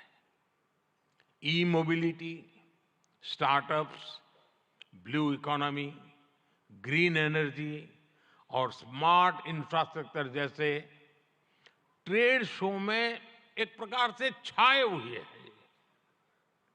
ये जितने भी सेक्टर्स हैं, इनमें इन्वेस्टमेंट के लिए आपके पास लगातार नए अवसर बन रहे हैं। साथियों, आप सभी वैश्विक परिस्थितियों से भली भांति परिचित है। ऐसे में आज अगर भारत की इकोनॉमी में इतना रेजिलियंस दिख रहा है, अगर आज भारत की ग्रोथ में इतना मोमेंटम दिख रहा है, तो इसके पीछे बड़ी वजह है बीते 10 वर्षों में स्ट्रक्चरल रिफॉर्म्स पर हमारा फोकस। इन रिफॉर्म्स ने भारत की इकोनॉमी की कैपेसिटी, कैपेबिलिटी एंड कॉम्पिटिटिवनेस बढ़ाने का बहुत बड़ा काम किया है। रिकैपिटलाइजेशन और आईबीसी से हमने भारत के बैंकिंग सिस्टम को दुनिया के सबसे मजबूत बैंकिंग सिस्टम में से एक बना दिया है। ईज ऑफ डूइंग बिजनेस पर जोर देते हुए हमने 40,000 से ज्यादा कंपनीज को समाप्त कर दिया है, कंप्लायंसेस को समाप्त कर दिया है। जीएसटी ने भारत में टैक्स के अनावश्यक जाल को खत्म किया है। भारत में हमने ग्लोबल सप्लाई चेन के डाइवर्सिफिकेशन के लिए बेहतर माहौल बनाया है।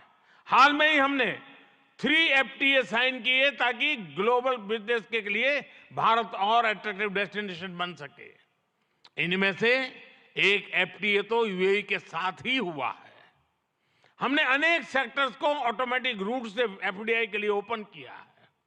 आज भारत इंफ्रास्ट्रक्चर पर रिकॉर्ड इन्वेस्ट कर रहा है। पिछले 10 वर्ष में भारत का कैपेक्स 5 गुना अधिक हो चुका है।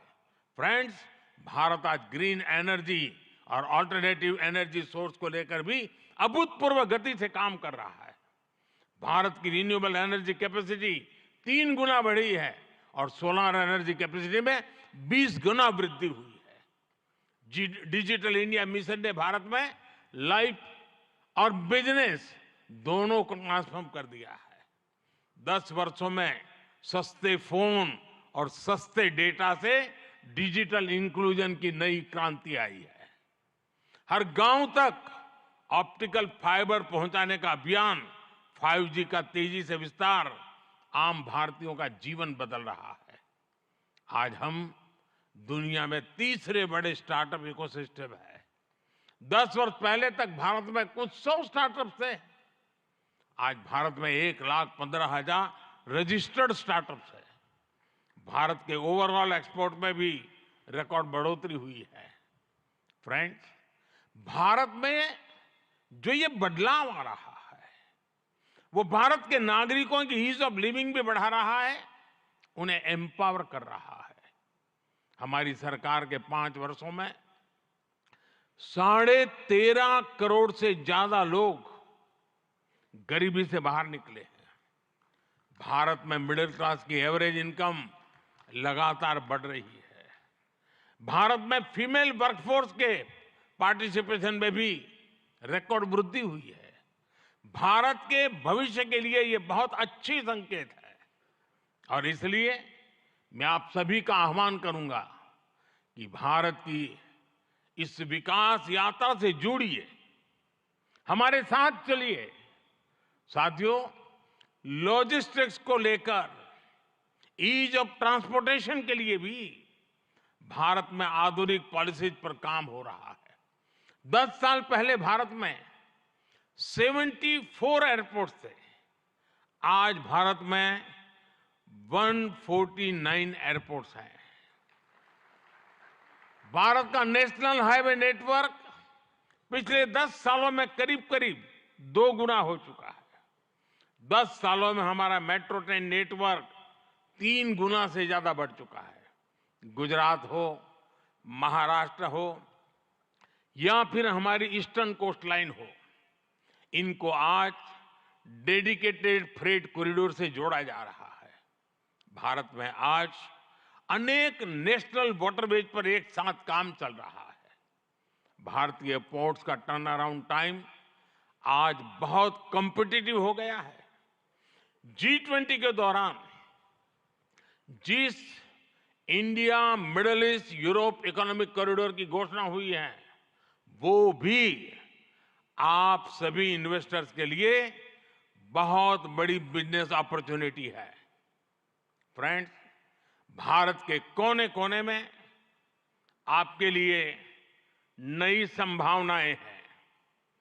वाइब्रेंट गुजरात समिट इसके लिए भी एक गेटवे की तरह है, गेटवे टू द फ्यूचर। और आप भारत में सिर्फ इन्वेस्टमेंट ही नहीं कर रहे, बल्कि यंग क्रिएटर्स और कंज्यूमर्स की एक नई जनरेशन को भी शेप कर रहे हैं। भारत के एस्पिरेशन से भरी यंग जनरेशन के साथ आपकी पार्टनरशिप को वो रिजल्ट लाकर दिखा सकती है जिसकी आपने कभी कल्पना भी नहीं की होगी। और इसी विश्वास के साथ एक बार फिर आप सभी का वाइब्रेंट गुजरात समिट से जुड़ने के लिए मैं हृदय से बहुत बहुत आभार व्यक्त करता हूं। और मैं आपको विश्वास दिलाता हूं कि आपके सपने ये मोदी का संकल्प है।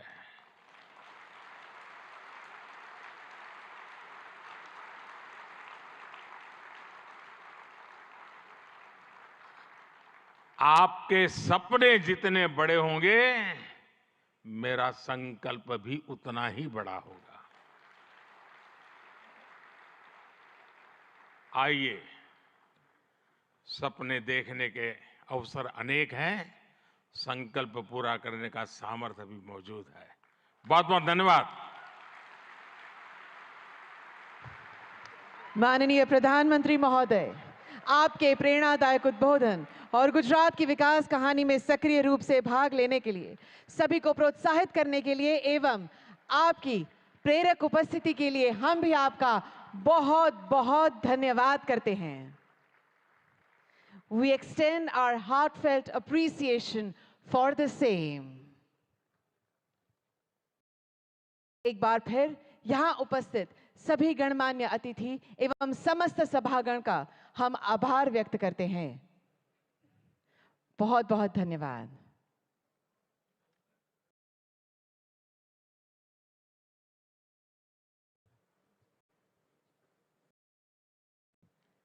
Thank you very much, Honorable Prime Minister, sir. We also extend our heartfelt thanks to His Excellency Sheikh Mohammed bin Zayed Al Nahyan, His Excellency Mr. Jose Ramzorta, His Excellency Mr. Philip Nuzzi, His Excellency Mr. Petre Fiala. And the dignitaries, you will be escorted for the lunch by ushers.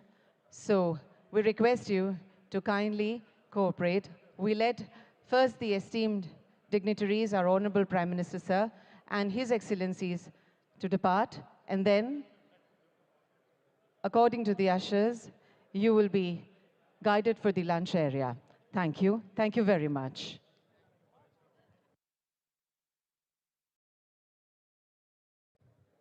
There is a humble request to everyone who used the handsets for the interpretation. Kindly leave them on the chairs. Thank you very much.